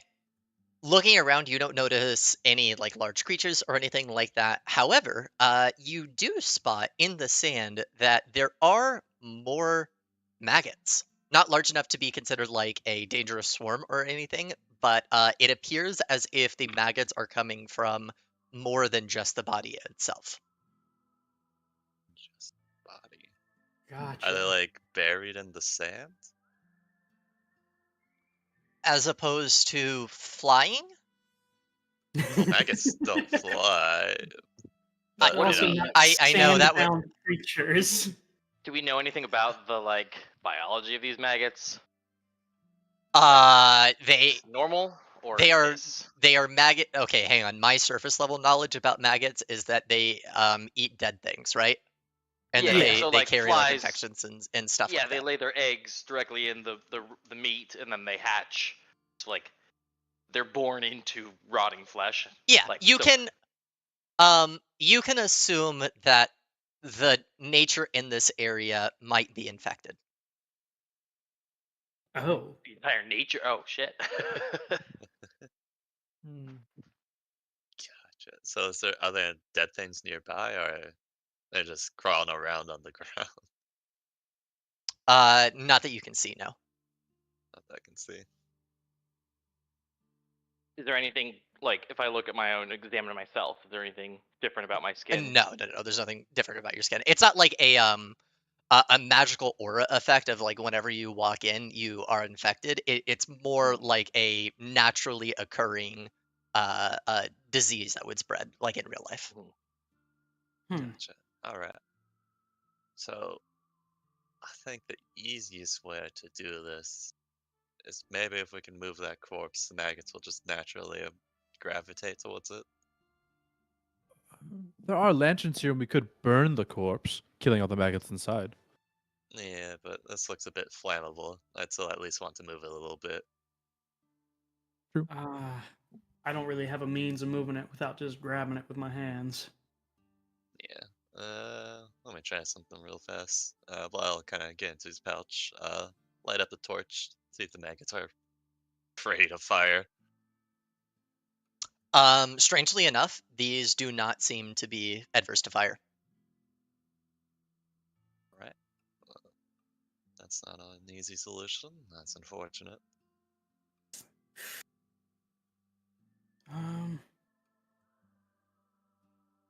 Could I grab a piece of a ration and just kind of toss like some trail jerky into the sand near like there's this big swarm on the ship. Will they go off if I throw it like here? Yeah, you throw out a big piece of jerky, and yeah, they go towards it, start devouring it. Guess. Huh. All right, that seems to work. Do they gravitate back to the ship, or do they just kind of hang out wherever they are led? No specific direction. They might show back up on the ship, but it wouldn't be any for specific reason. Like right now, they're hanging out down on the ground. Gotcha. Okay. I don't know how much meat is in a ration, but could I just kind of breadcrumb trail toss I would say like that would essentially a require ration's worth? a lot of your rations to. It would require multiple rations to do this and enough of a way to move large amounts of maggots. Hmm. How far are we from town? We can finish it in one day and maybe get back to town, right? Yes. Okay. How many rations would it take? What are you trying to do? Just use your rations to try to get all the maggots off? Yeah, like how many rations would it take to just clear the ship enough that we could dig it out? Well, you still have the problem of the body. The body is like hanging half onto the ship, half off of it. So you would still have Hmm. you would basically have to get that off first before the maggots would willingly go to the rations. I see. Gotcha. So we could get that one, and then I think these two would not be too tempted by rations. Yeah. Yeah. For now, yeah. And then also just as a reminder, the front of the ship is in like there's a large amount of sand that it has kind of been knocked into. Gotcha. So we're gonna need a lot of time to get this done. Yeah. Okay. So we gotta move the body. Gotcha. Kind of possibly If easy solution. I'll get up is to here and is once Shepard again. real quick? Is Shepard Oh. like while he's testing with the rations? Could I come over and try seeing if the maggots will go to a illusory copy of the They rations? is it minor illusion? Yeah. Then they will not. Okay. Because it doesn't produce smell, right? Yep. Yeah. Yeah. Got it. What were you saying, Space? Yeah. Once again, pulling back from my handy dandy backpack. I'll pull out a jar of acid Okay. and I'll just kind of splash it on the part of the body that these maggots are eating. So it dissolves the part of the body, but unfortunately the entire body is dead and being consumed by maggots. Yes. Do you But understand does what I'm saying? I mean, yeah, but does it dissuade the maggots if they're getting fucking acided on the part that they're eating? Oh, well, the ones that like got hit with the acid probably die and whatnot, but like I don't think you have one jar of acid isn't going to be enough to evenly disperse across the entire body. I know. Does it break up the swarm enough?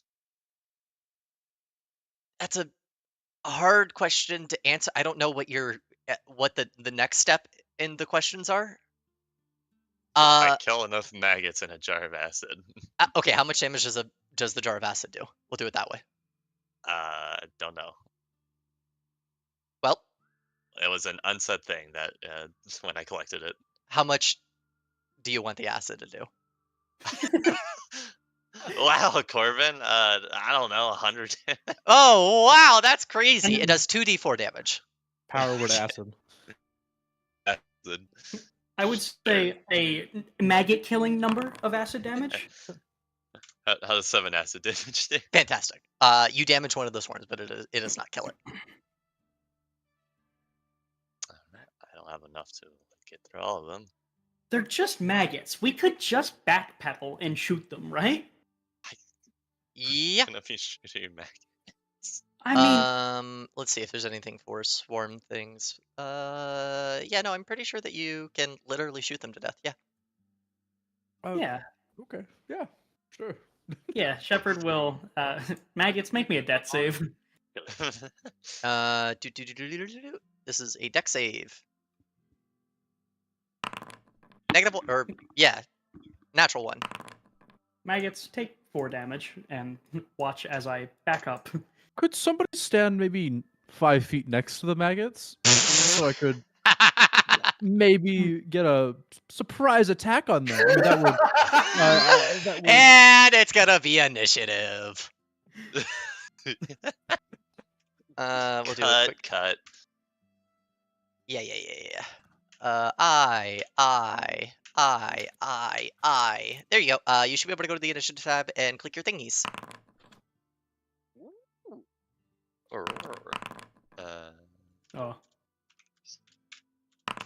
Oh, Great.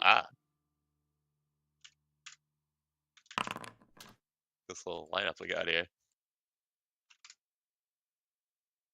oh no, the maggots are gonna get to me. The maggots are coming. The maggots are coming. We're gonna touch you freaky style. I fucking love it. Better hang up that computer call. All right, fantastic. Do we have everything rolled? Yes, we do. I want music that is higher quality. You want maggot killing music. Yeah, I want That's maggot zombie killing music. music.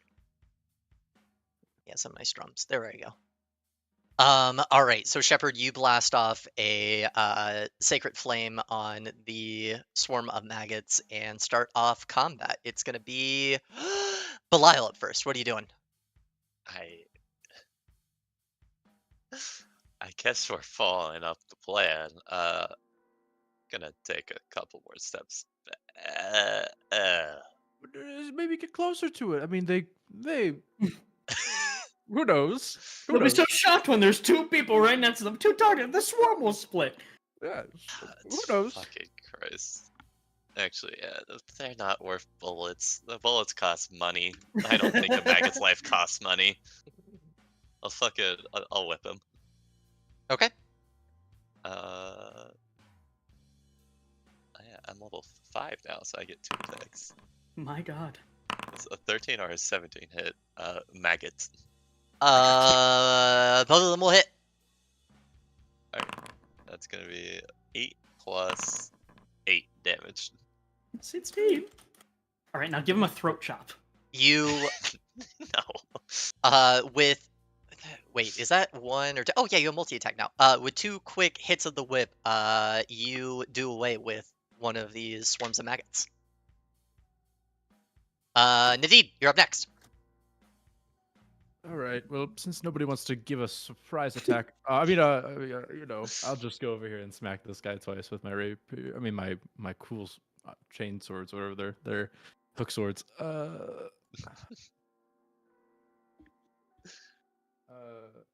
The idea that he just always has different swords every combat.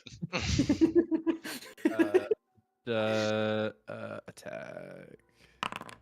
Hits. 17 hit. Okay, and then I'll use my bonus action for my other one, and then I'll roll damage. Unless you want me to roll damage on this one first. Do attacks and the damage. Okay. Is it 19 hit? Yeah. Okay, and then I'll roll 9 damage on one. Okay. And then the other one, 10 damage. So 19. Boink. Very few maggots left in that swarm of maggots. You get the sense that literally like 1 hit away from death. God damn it! I'm gonna And, touch it. You're gonna get and then gross. I will move back using my rockish audacity thing. I can move back without provoking opportunity attacks. So. All right, Cassius, you're up next. Hit you anyways. Or yeah. Cool. How much movement would be to get within line of, and sorry, is there one behind the corpse there? Yes, there is. Here, let me pull Okay. him out. Actually, Yeah, I was gonna say, can I see them? there, we'll do that. He's on the ship now. Awesome. Yeah, I guess I'll like come stand next to Belial and Ah, damn it. That's Buds. Part of and the I'll just crime. throw out pull out a jack of jabs here. So I'll need to make a DC 15 Wisdom save. Mentally insult the maggots? Holy shit. Oh my god, these maggots are wise. Wait Oh. a second. They turn it back on you. And roll a Nat- 19. Yeah, nat They're 19 abusive. with a -2. Wow. They do not hear your words. What a shame. And then I'm gonna draw the next Tales from Beyond. See what I get next. So it's gonna be 8. Nice. Oh, that's a good one. He's gonna show it the card to Belial. And God damn it. it's got a picture of a oh shit. What is it? It's 8, so it's got a picture of like a ghost, but it's like a black hatted outlaw, but with like a ghost, like a skull face. Hmm. And I'm gonna hold on to that until I can use it. And that's my turn. I like Alright. that card better than the last one. Teal Crow is up next. He is going to Like the TNT that's stashed on his ship, killing us all. All according to plan. Okay, so this is gonna Polymorph into a be black dragon. perception. Into a teal Meteor dragon. Swarm. Yeah, we'll do that. He's going to attempt to spot the weakness of the maggots. So he's gonna make a perception check. Boink. It's gonna be 13 versus deception of the maggots. I know, Are right? they good liars? Holy, liars. Oh, holy God. shit! Wait a What the second. fuck, Corbin? The god maggots. He can't find a weakness, bro. He's trying his best. I don't know. He They spots made one everything weakness, evolves and to another one Polly. covers it up.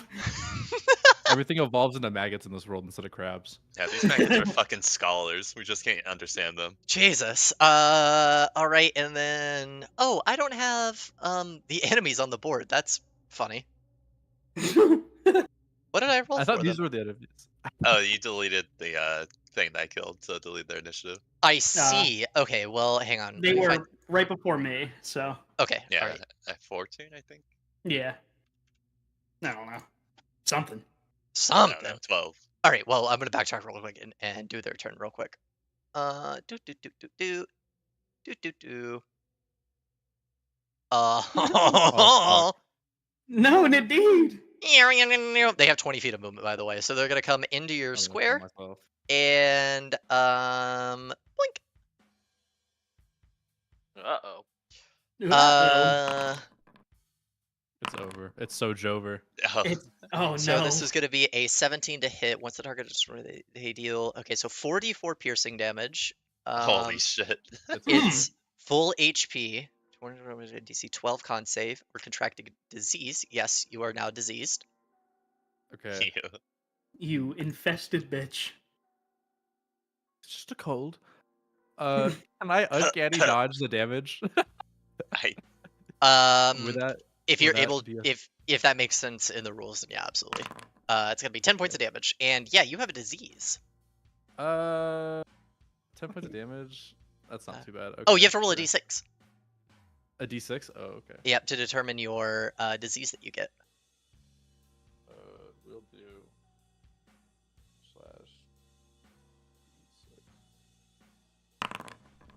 /d6. You're Over. you're Cancer. so fucked. The creature has disadvantage on ability checks and attack rolls until it finishes a long rest. Jesus. The disease Ooh. lasts until it's removed by magic or until the creature rolls the same random effect for the disease 2 long rests in a row. I don't understand the last part right here. Oh, each time a diseased creature spends a long rest, they get the effect. Oh, so he has to roll Yeah, a 6 again to... No. So he contracted disease, but doesn't have any symptoms yet. But next long rest, it'll develop, and he'll get the d6. Oh, so he's not infected yet. No, he's There- infected, but There's there's no something like. brewing. Yeah, it's growing. Gotcha. Okay, Yeah, cool. but these things bit my ass. Can you just like, I know you're like a man of God, so maybe like throw me a fucking lollipop. God's favorite lollipop for you, my I- boy. I can give you Healing. I'm gonna move this over. It's still considered to be in your squares, just so I can see you. And I think that is going to end its turn. Let me double check. I'm gonna sneak attack the fuck out of this swarm. Do any You need to die now. Yeah, that ends its turn. Shepard, you're next. All right. There's a swarm under my friend here. Where is my goddamn spell? I know you're around here somewhere. Yeah, we'll use a spell slot. Why not? No first level spell slots available. That's not true. You're lying to me. Bozo. Bozo. Cleric and hope cleric. 17 for 15. Sheesh. Sheesh, man. Yeah. You'll see as Shepard reaches down and he touches one of the maggots, but his hand glows and like 5 or 6 maggots just explode. Big explosion. Also, I am being a bad DM here, and I am going to backtrack because I did forget. This swarm of maggots down here is not dead. It's 1 hit from death, so it's going to take its turn real quick as part of the same maggot's turn. It's going to come over to you, Shepard. No, Uh-oh. go away. It goes into your Ah. square. And I'll it's be going to do the exact same thing against you. I hate when they do that. That's not gonna hit, right? 15? It didn't hit. Oh, it didn't? Okay. All right. It That'll end didn't. its turn. And do you have anything else to do on your turn? No. All right. Belial, you're up next. I see a bunch of maggots on these people over here. I'm confident in my whip skills. I'll whip them off. All right. So going the one on Nadid first. Up. Attack. Alright, 14 and then a 23. Those both hit. Okay, first hit will do 9 damage. You Is it killed still up? the first one. Yep, and then I would go for the next one on Shepard Yep. for the do 1 damage, but I deal 9, so 8 overkill. Yippee. Yeah, those are both enough. You kill both of those swarms of maggots. God, I'm so good at killing maggots. You're amazing. Wow. Yeah, that wraps up the combat. It looks like there are no large enough swarms around at the moment to actually cause you any harm. Indeed, you scrape off a couple of lingering maggots on you, and yeah, you're not feeling too hot. A little bit of fever. Okay. Well, what are you gonna do, right? Yeah, Shepard would just kind of ask everyone, all good? No other maggots? Outside of losing my lunch, I'm doing quite fine. All right. We probably should have brought buckets or something to move the sand with, shouldn't we have? Yeah, do we got a shovel on hand?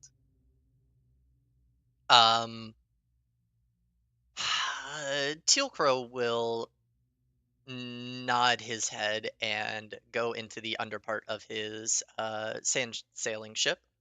And he comes out not with buckets, not with shovels, but with things that can be used as shovel-like instruments. I see. And he begins to hand them out to everyone.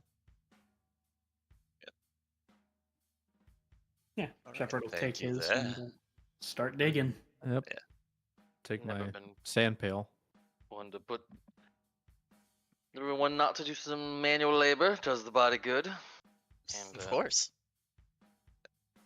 Someone Yeah. should move that corpse, by the way. Don't want more maggots coming around. Right.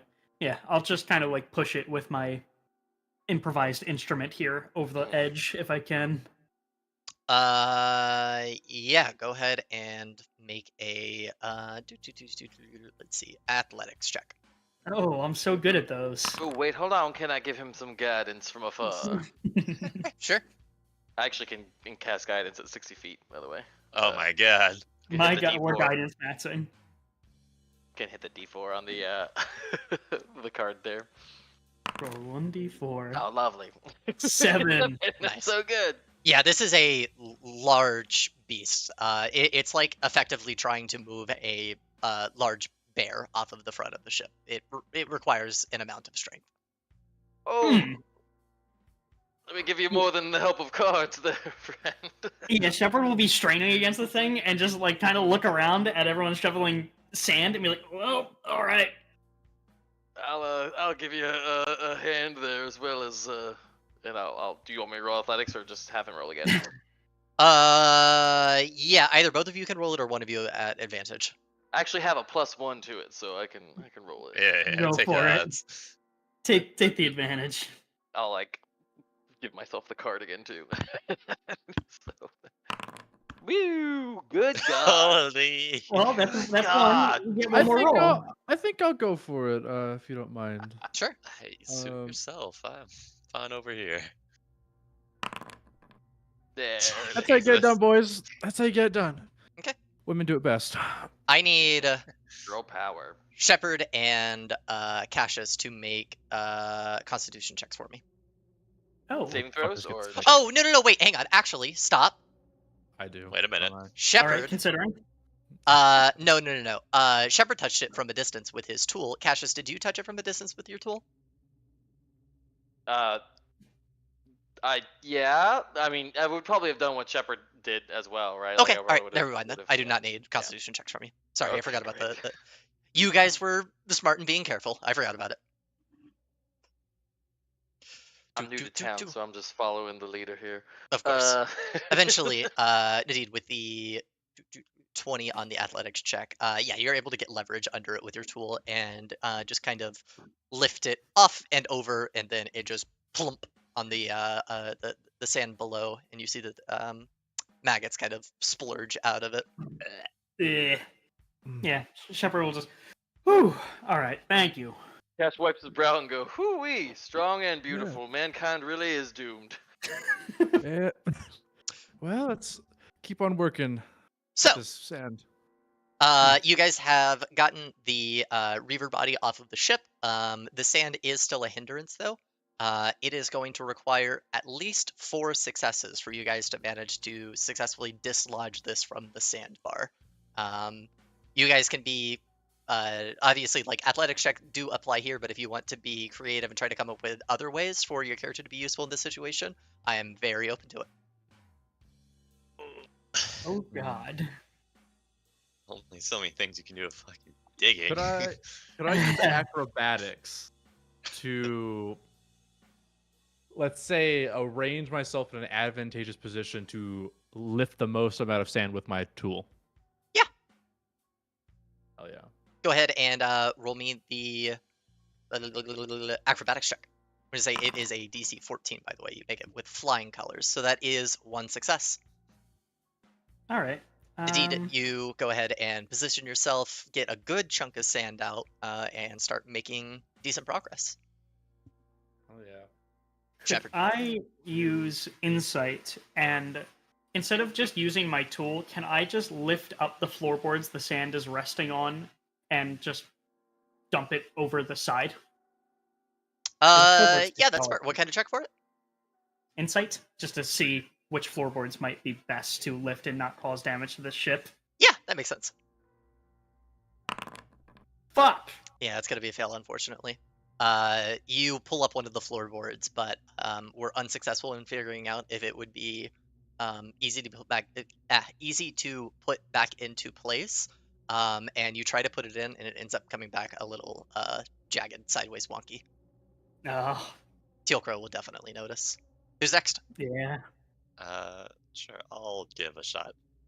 Could I use survival to kind of just best know how to properly pace myself so I don't get too exhausted and just keep efficient digging? Yes, absolutely. All right. All right. 20. Another success. Hard at work. Cassius, what are you doing?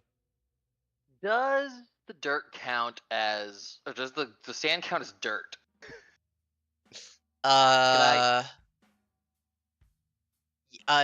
In general, yes, I would say so. What are you trying to do? Can I instantaneously clean an object no larger? Can I clean up to a cubic foot's worth of sand in 6 seconds at a time with prestidigitation? Yeah, go ahead and how would I rule this for a check? I do have sleight of hand expertise, so I don't know if that would be a matter Yeah, of roll that for me. whipping my cards. Cool. Hold on. Sorry, I got the wrong page up here.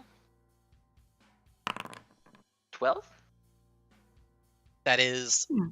just barely not enough, unfortunately. So Oh, not you enough. Oh. Ah, you cast a spell and the sand disappears, but it begins to fill back into the holes that you're creating faster than you're able to actually kind of set them up so that it doesn't do Yeah.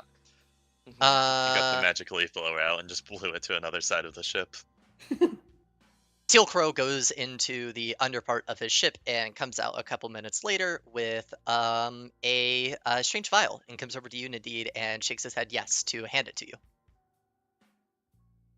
Would be my first time accepting strange things from robots, and I'll take it. Cool. Do you drink it? Throw it down the hatch. Okay.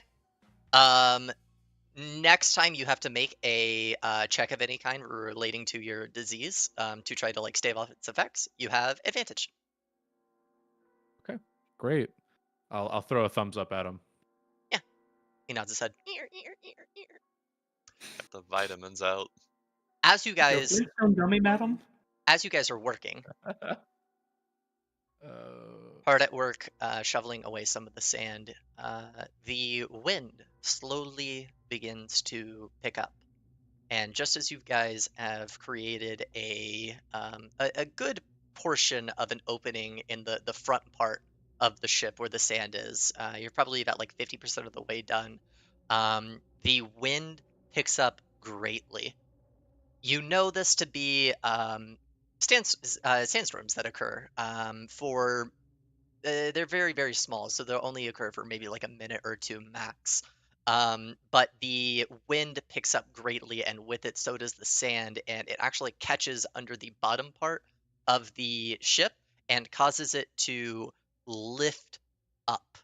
And the wind is a constant swirling effect around you guys. It is deafening, and the sand that it is carried with it, as it's kind of hitting your skin, it's actually drawing blood in some places.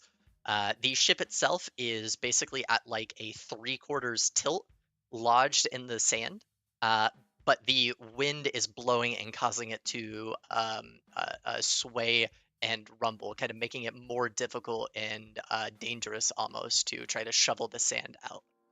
What do you guys do? You're at 2 successes. Could we use the That's how timing you- to turn the ship on as it's being lifted? Like the nose is out, so it just like Uh, Yeah. ooh. No, go for it. Go for it. I was gonna say I can't talk right now. I have like maybe a minute. Oh. What's your mom up to? What's your mom doing?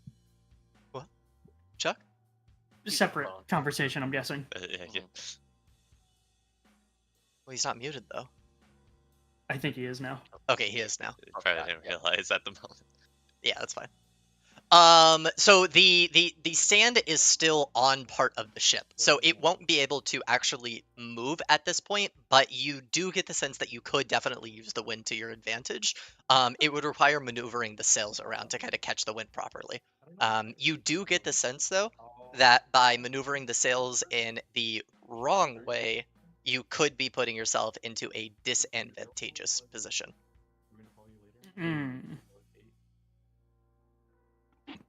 All right, I've got 2 options here. Okay. Could I go into the? Did Teal go back into the underbelly? No, he's out after he got the thing. Gotcha. Could I use persuasion to convince him of this plan? Of like, hey, you know how to run this thing. If we get it started right now and the wind pits up, we could just dislodge it entirely. Yeah, you don't need to make a persuasion check. You can do that. Okay. Oh, well, I guess if you're doing it a part of the, yeah, go ahead and give me a persuasion check at advantage. Oh boy. Yeah. Yay! All right, that is a 3rd success. Teal climbs up to the roost area and begins fucking with the sails. Who's up next? I won't. Fuck it. Kind of see what's going on and picking up. Could so it kind of matters about sail positioning, right? Yes. Could I use my best gut judgment, just going off how the wind's blowing, and use perception to help with the sails and kind of get them in the right position? Yeah, absolutely. Make me a perception check. All right. Cheat.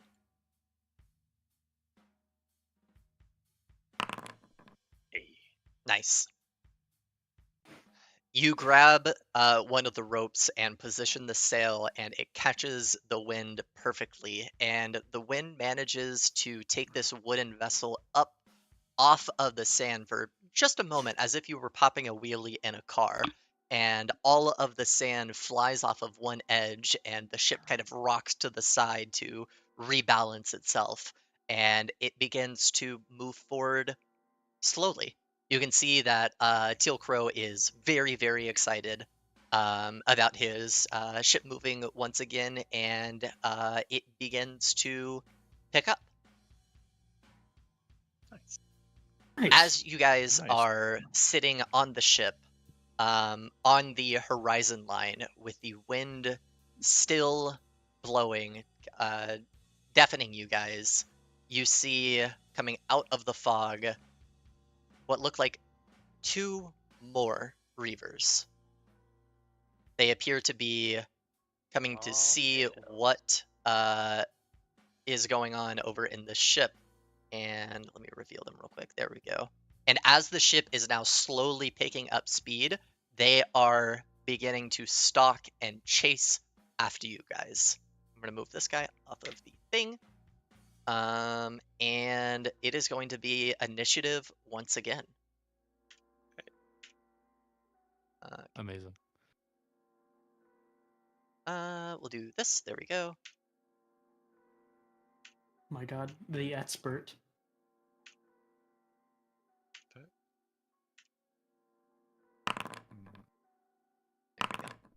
Fuck me.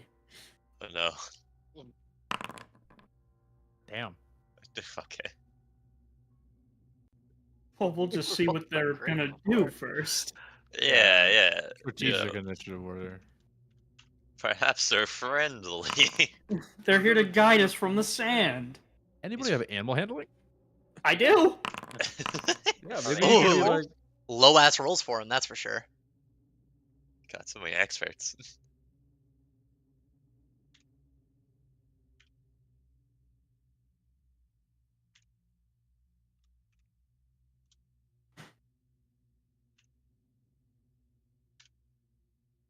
Boink. Do. Let's see. Let's check out the initiative counter real quick. Space, I have a job for you real quick. I need you to Oh boy. keep track of rounds for me. So, Okay. you guys can infer that based on the actual speed that you guys are picking up, that in 3 rounds you guys will be able to outpace the Reavers as they are chasing after you. But before those 3 rounds, there is a chance that they will be able to catch up, and you can assume that they're looking for a nice treat. Furthermore, you do notice that these Reavers do also seem to be infected with these maggots that you have been previously encountering. First up on the initiative is Cassius. By the way, we all rolled under a 10 except you. So Amazing. It's your lucky day. Seeing as Nadine, sorry, I'm Nadine. Is it Nadid. Nadid. Yeah, Nadine? Nadid. Okay, yeah, Nadine. Is kind of the sneaky type. Cash is going to proffer the card that he drew earlier, and like kind of toss it to you, and as he does, it sort of like disperses into magical energy and suffuses you, and he's going to use the Phantom Outlaw on you, so you are now invisible until the end of your next turn, or until you hit a creature with an attack, and when you do, it'll take necrotic damage equal to my Bardic Inspo, and it will be frightened until the end of its next turn. Nice. That's going to be really useful right now. Yeah, man. I got you. And then, I don't want to hit. I don't really want to hit our friend here, but 30-foot cone. Yeah, I'm just gonna kind of jump in front of Belial here, and then I'm gonna hit this creature to the left with I'm gonna use my pocket ace and cast fear on him. Ooh. So Now spooky. I was having a hard time figuring out if so I'm gonna leave this ruling up to you. Sure. It technically says that I cast the spell when I flourish the card, so not when I prepare the card, but when I flourish it. There's a lot of discussion or not this actually uses a spell slot, because they're saying it doesn't say that it uses a spell slot. It says that it's got its own inherent magic. But then again, anytime you cast a spell, the way it's worded makes it sound like it's you pack a spell slot into the cards. yeah, I'm fine with that. Okay, cool. So I'm gonna cast it, and I'll go ahead and burn my. Okay, I'm gonna hit this button here, and then I It also needs have to make a to whiz save? manually, yeah, and I'll manually deduct that spell slot. No. So it is going to have to use its uh dash action on its turn to move as far away from me, the safest available route. Gotcha. So so Cash kind of like with one hand pulls the outlaw card and throws it at Nadid, and then kind of like from his other hand you see it like pop out of his sleeve, and he like raises it, and it's just like eldritch. It creates this kind of illusion of eldritch tentacles that like reach towards the thing, like the bigger fish, whatever. Mhm. And that's my turn. Yeah. I think that basically literally takes it out of the fight, because he's going to use his turn to yeah. dash away. So he can't reasonably catch up to the rest of you guys at this point. So yeah. Not a kill, but effectively a kill. Yeah, I mean, I'll take it. That is also Reaverton that is up next, so he's going to use his action to dash away. Nadid, you're up next.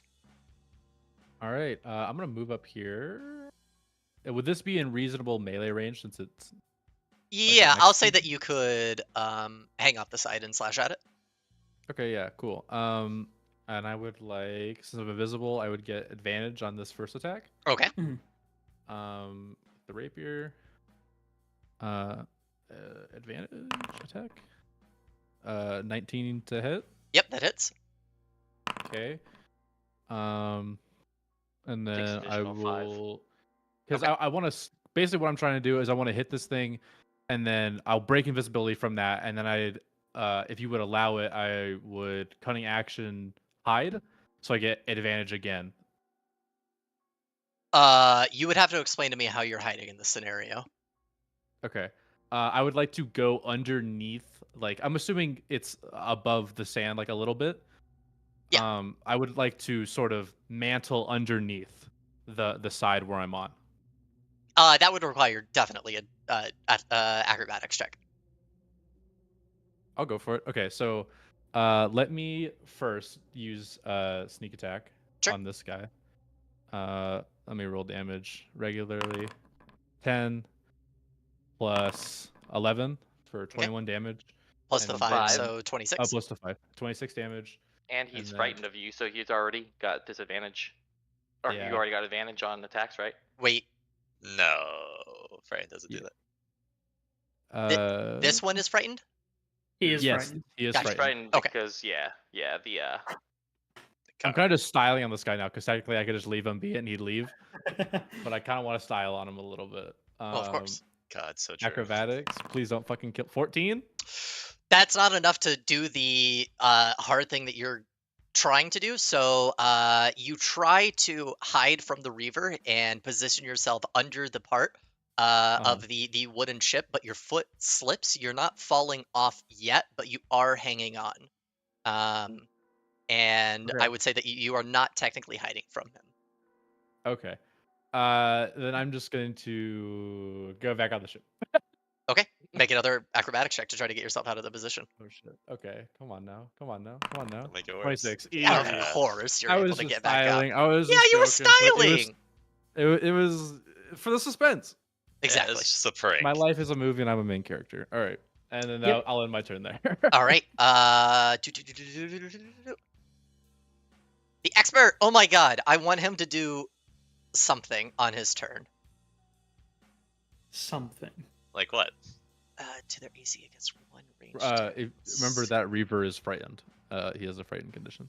Okay, that's gonna Yeah, end he can't. this combat in just a second. Then I was gonna say, yeah, because he can't move willingly. I don't. Hell yeah! I'm gonna Quick, roll guys, this let's shit. kill it. Fear wins the fight. Perception. 12. This is so important to me. Please, Teal Crow.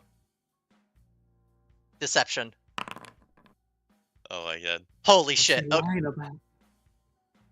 Teal Crow spots a weakness and points it out to one of you guys.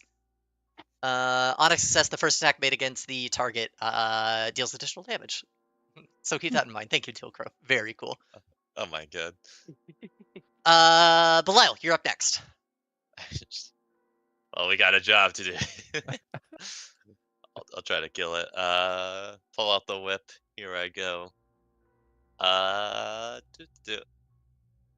We are going to do a little combing to it, because we're gonna try to kill it. Okay. So I'm adding extra d12 damage if I hit. Damn. Yeah, let's just do it. Let's just go. He's a 25. spicy Hits. boy, isn't he? All right, so that's gonna be 8 plus go plus 12. My God, plus the 2d6. Wait, was it 2d6? It's Yes. 2d6. 9. Holy shit. What is that total? 29. Holy shit. Silent. Silent. Is it still up? Yes, it's still up. You beat the fuck out of the Reaver. It begins to bleed profusely. You see maggots pouring out of the wounds in its body, and it It's runs away. It's frightened. It's about to die. Things are not looking good for it. Yeah, it breaks off and returns to its ally. And the What five if of you. Oh, go ahead. Space get attack of opportunity because it's leaving its certain area. Yes, God. you would. Ooh, Go ahead and make your attack of yeah. opportunity. I did also have extra attack. Oh, well, okay, then go ahead and make all your attacks because it could actually matter. All right, 2 more. We're gonna kill this thing. Come on. Team Oh, effort. fuck. Those 10 both and miss. 13. No, those Fuck. both miss. Fuck. I Got away. mean, you probably got like another round of range attacks against it. If you guys want to go another round of range attacks. Going once, going twice, Good. and Don't want to waste resources, right? of course. Shepard doesn't want to kill this poor creature, even though it's probably already fucking dead. It's looking dead. at the maggots. Creature. But yeah, you guys now find yourself on this small wooden vessel that is breezing across the sands. Huh. How is this thing moving? Like, Shepard's gonna look over the front side and kind of wonder at, like, what's actually happening here. Teal Crow is maneuvering the sails like a marionette. It's a very intricate rope system, and it is using the wind very, very effectively to get around. Huh. Do I need to maintain concentration, or is that thing, or like we're effectively? You're Right. effectively out of combat. I don't actually know if I can drop concentration.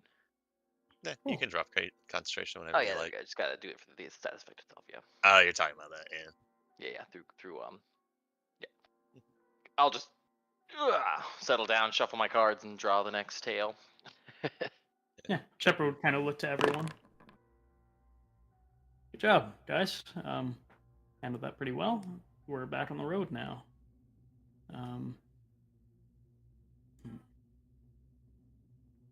Probably one of the easier bounties I've been on. Assuming Yeah. our friend here doesn't crash again.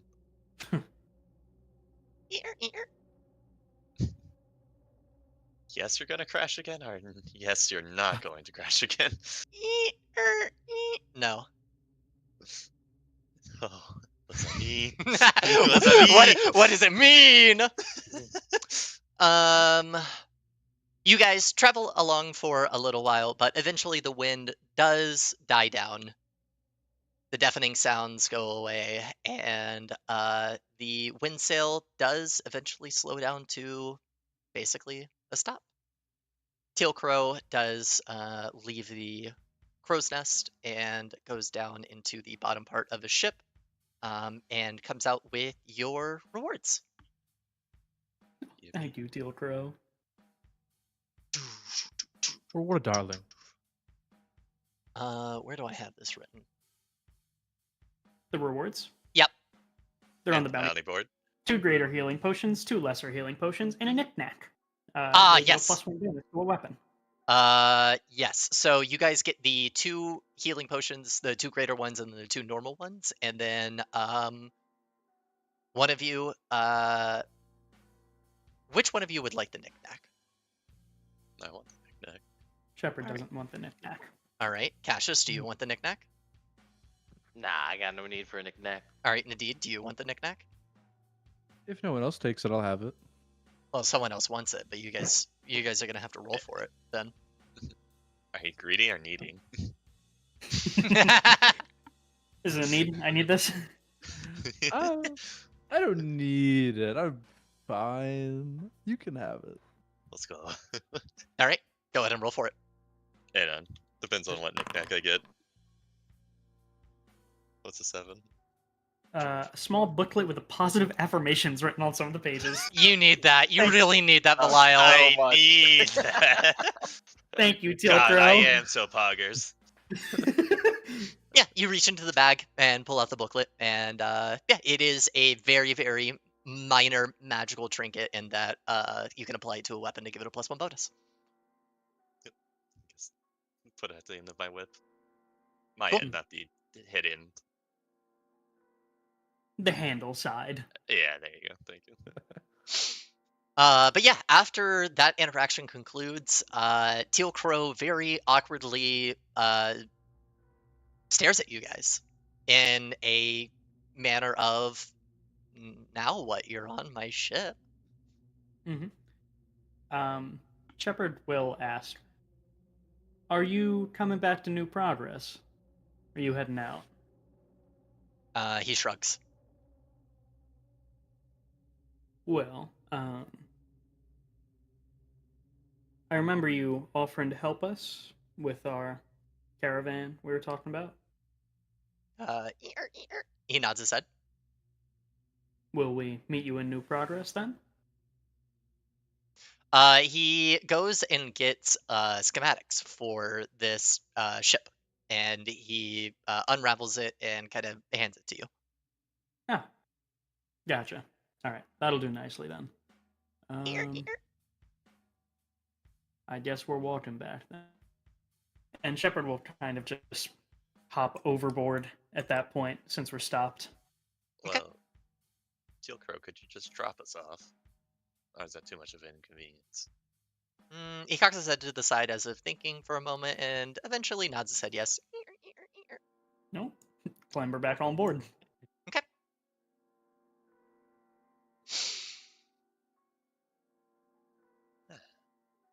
There's a uncomfortable amount of waiting for the wind, by the way. I Oh, see. it only moves during the wind.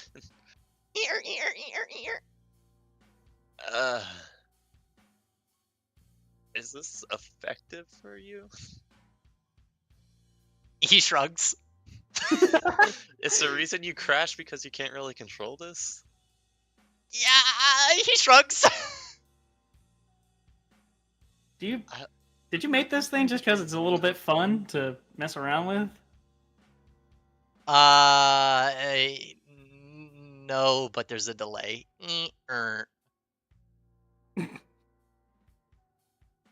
All right.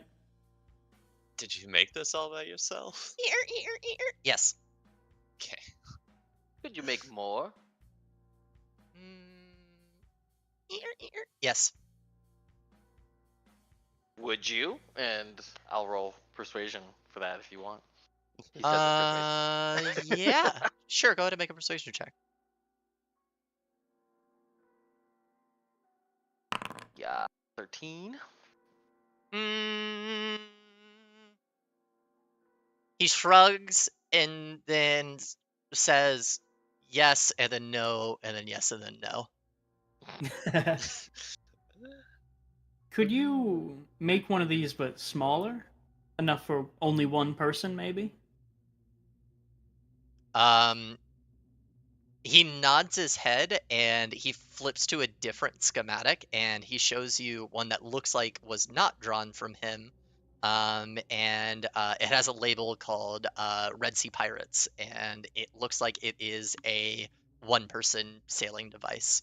And you can see that the depiction there is for it looks like it is sailing across red sands. So you know that there's some sort of anti-corrosive material that is built into those devices to actually Yeah. sail on the red sands.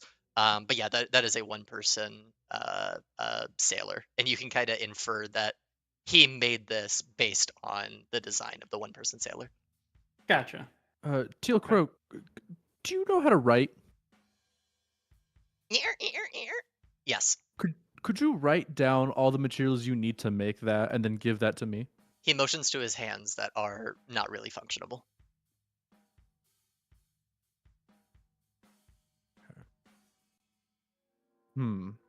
Did you break your hands recently? He shakes his head no. Is there enough there that if I were to pour healing magic into him, he would regain use of his hands, or maybe lesser restoration if it's like a paralytic? Pretty sure there's a spell for that, and it's greater restoration, I think. Yep. Yeah. Or Okay. Restoring lost regeneration. limbs. Yeah, or regeneration. Yeah. That's 7th level, by the way. God damn. Wow. Huh. All right. Well, while we're waiting for the wind, Miss Nadine, would you like me to take a look at that wound you got? Disinfect it? Yes, I think I'm gonna catch a maggot cold. A maggot cold. Sounds Yes. not very fun. No, I'm pretty sure they're laying eggs in me right now. That's gross. Let's handle this now. All the happier. Yeah, quite fatal. My father died to that. It's a killer. Men over 50 don't get tested for it, and you know what happens? Get checked, boys and girls watching the stream. Prostate cancer is a killer. Prostate cancer is a killer. This is a poison. Lesser restoration heals diseases if you want to Yeah. just do that. Heals diseases and poisons. Could I? Yeah, Just- absolutely. Yeah. Shepard will come up to you, and you expect him to like take a look at your wound, and he just doesn't. He just places a hand on your shoulder, and you feel like a warmth spread through your entire body. And that fever that was coming on, as the warmth fades along with it, and you just feel better, like entirely. Well, thank you, Shepard. This feels quite nice. Maybe you should sell this as a practice. Maybe become a doctor. I don't sell healing. I don't really believe in something like that. I think if you're someone who needs it, you should get it. Are we effectively taking a short rest at this point? Yeah. Yeah. So I'll Cash will pull out his harmonica and he'll just sort of play in the corner, and that'll be a song of rest for y'all if you want to get additional 2 healing on your hit die. Nice. For what health? Yeah, imagine losing health. True. I think they did. T. T. See. Yikes. Oh. 7. Okay. Yep. That's good. So you get Blue 9 Crow, total you you got get. any other interesting inventions you'd like to show us? interesting. What did you? Were you talking to me? No, Teal Crow, Blue Crow, okay. whatever, same Sorry. thing. My bad. You invent something? No. Yeah, he'll open up the back part of his ship so that you can peek in. And you see that there's like a tinker's workshop, as well as a leatherworking workshop and a small what would it be called? Like a blacksmith forge, but not the like anvil and forge thing, just like the super basic molten cup thing or whatever for smaller things. Crucible. Yeah, sure. And it looks like mostly just a bunch of doodads. You can see that it looks like he's working on clockwork stuff at the moment. But you do notice on one desk there is a thing that stands out. It looks like a cube of black, white, and gold, pretty ornate, and it has purple little dormant crystals in the center of each of them. Huh. It doesn't look like it's like turned on or powered or anything, but it does definitely stand out as being stranger than the other things. I'll point towards that and just, is that dangerous? He shrugs his head. You don't know what that is? I'll pick it up, I guess. He Give would it a good really look. he would really prefer if you didn't. Oh, you stop me. Sure, he's nice enough. I'll listen. You're just gonna keep it there? Not do anything with it? How do I answer that?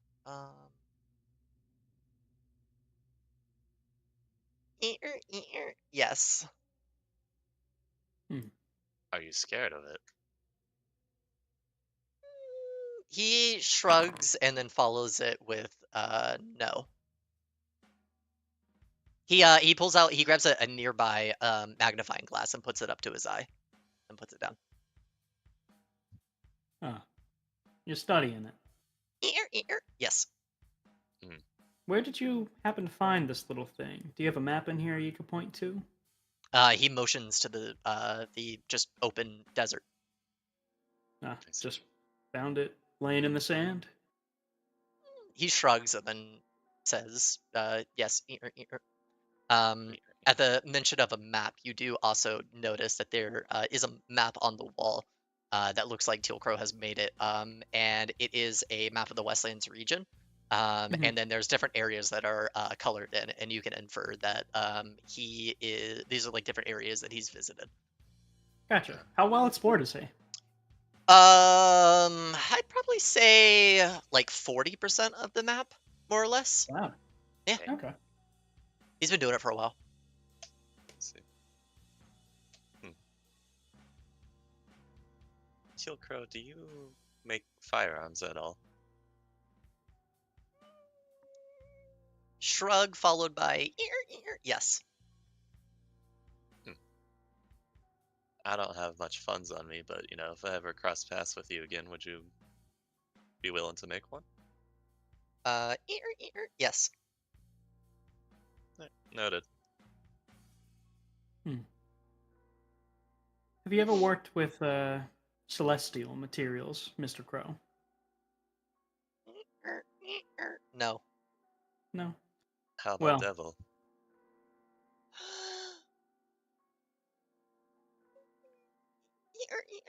Yes.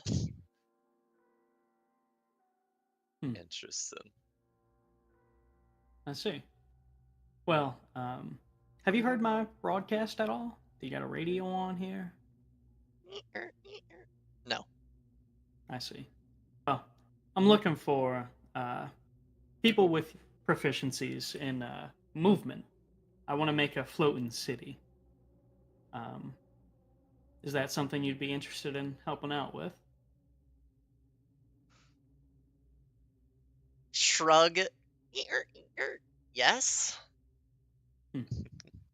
I see. This isn't a right now thing. I would need to get the materials, but I'll be sure to keep you in mind. I can contact you from wherever I am. So one day you might just get a little holler.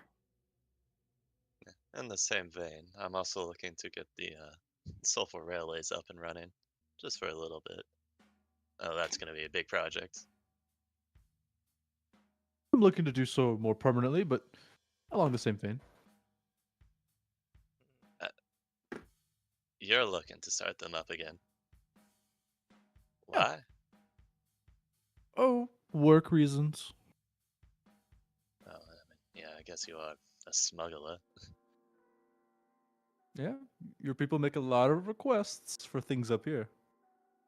Yeah, disgusting of them. Not my place to say. Sure as damn mine. Well, and all the other archfiends who might want to say in it. You don't happen to work with Mammon, do you?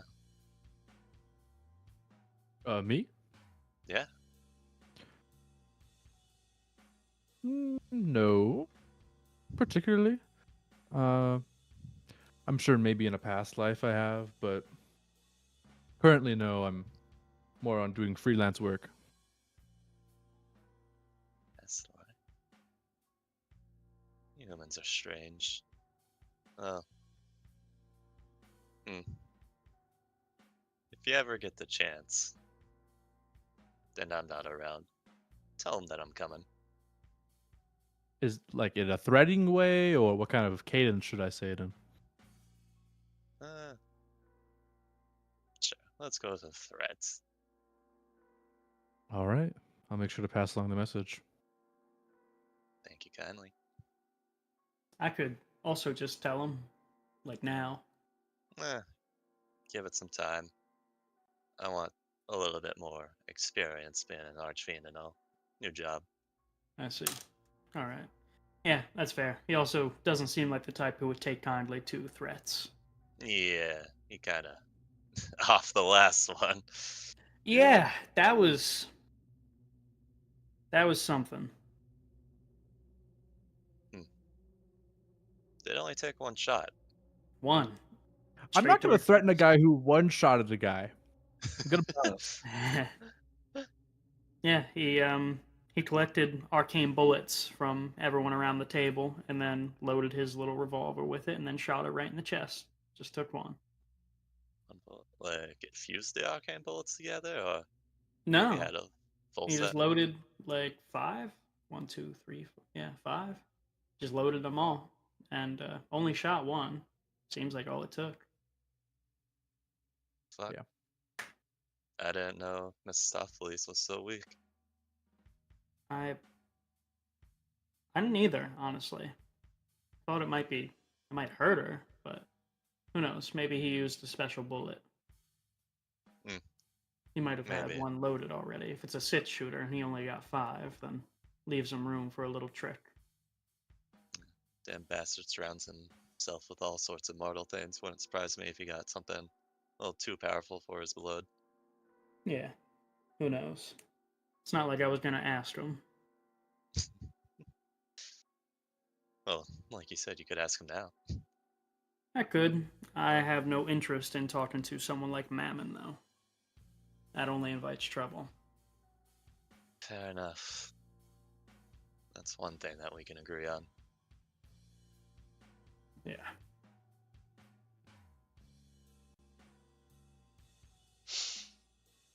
And around this time, the wind begins to pick up.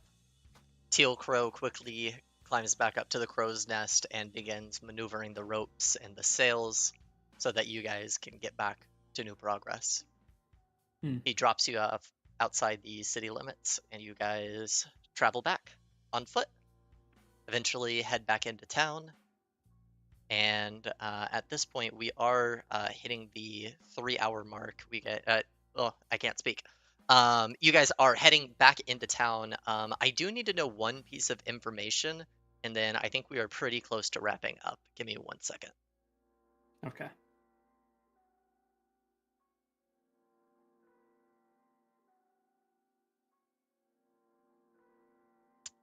Oh, did Nadid give information about the things that are going around in that conversation? I Oh, I don't know what you're referencing, so I don't think so. yeah. No. Okay. Are you going to, or is that something that Nadid is keeping to herself? Let's see how this plays out a little bit more. I mean, this was kind of a trial run for these people, like Mhm. reputation wise. So I think once we get a little more into it, I'll go into it more.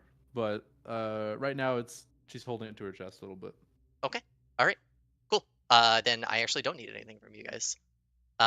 So the party makes it back into town, and you guys are able to refill on your rations and whatnot, and we will go ahead and wrap the session here. little bit shorter of a session, but you guys got through the party meeting and stuff a little bit faster than I thought you would. So Mhm. is what it is. Also, we started late, so Yeah. I don't want to keep people super late. I know you got kids and stuff.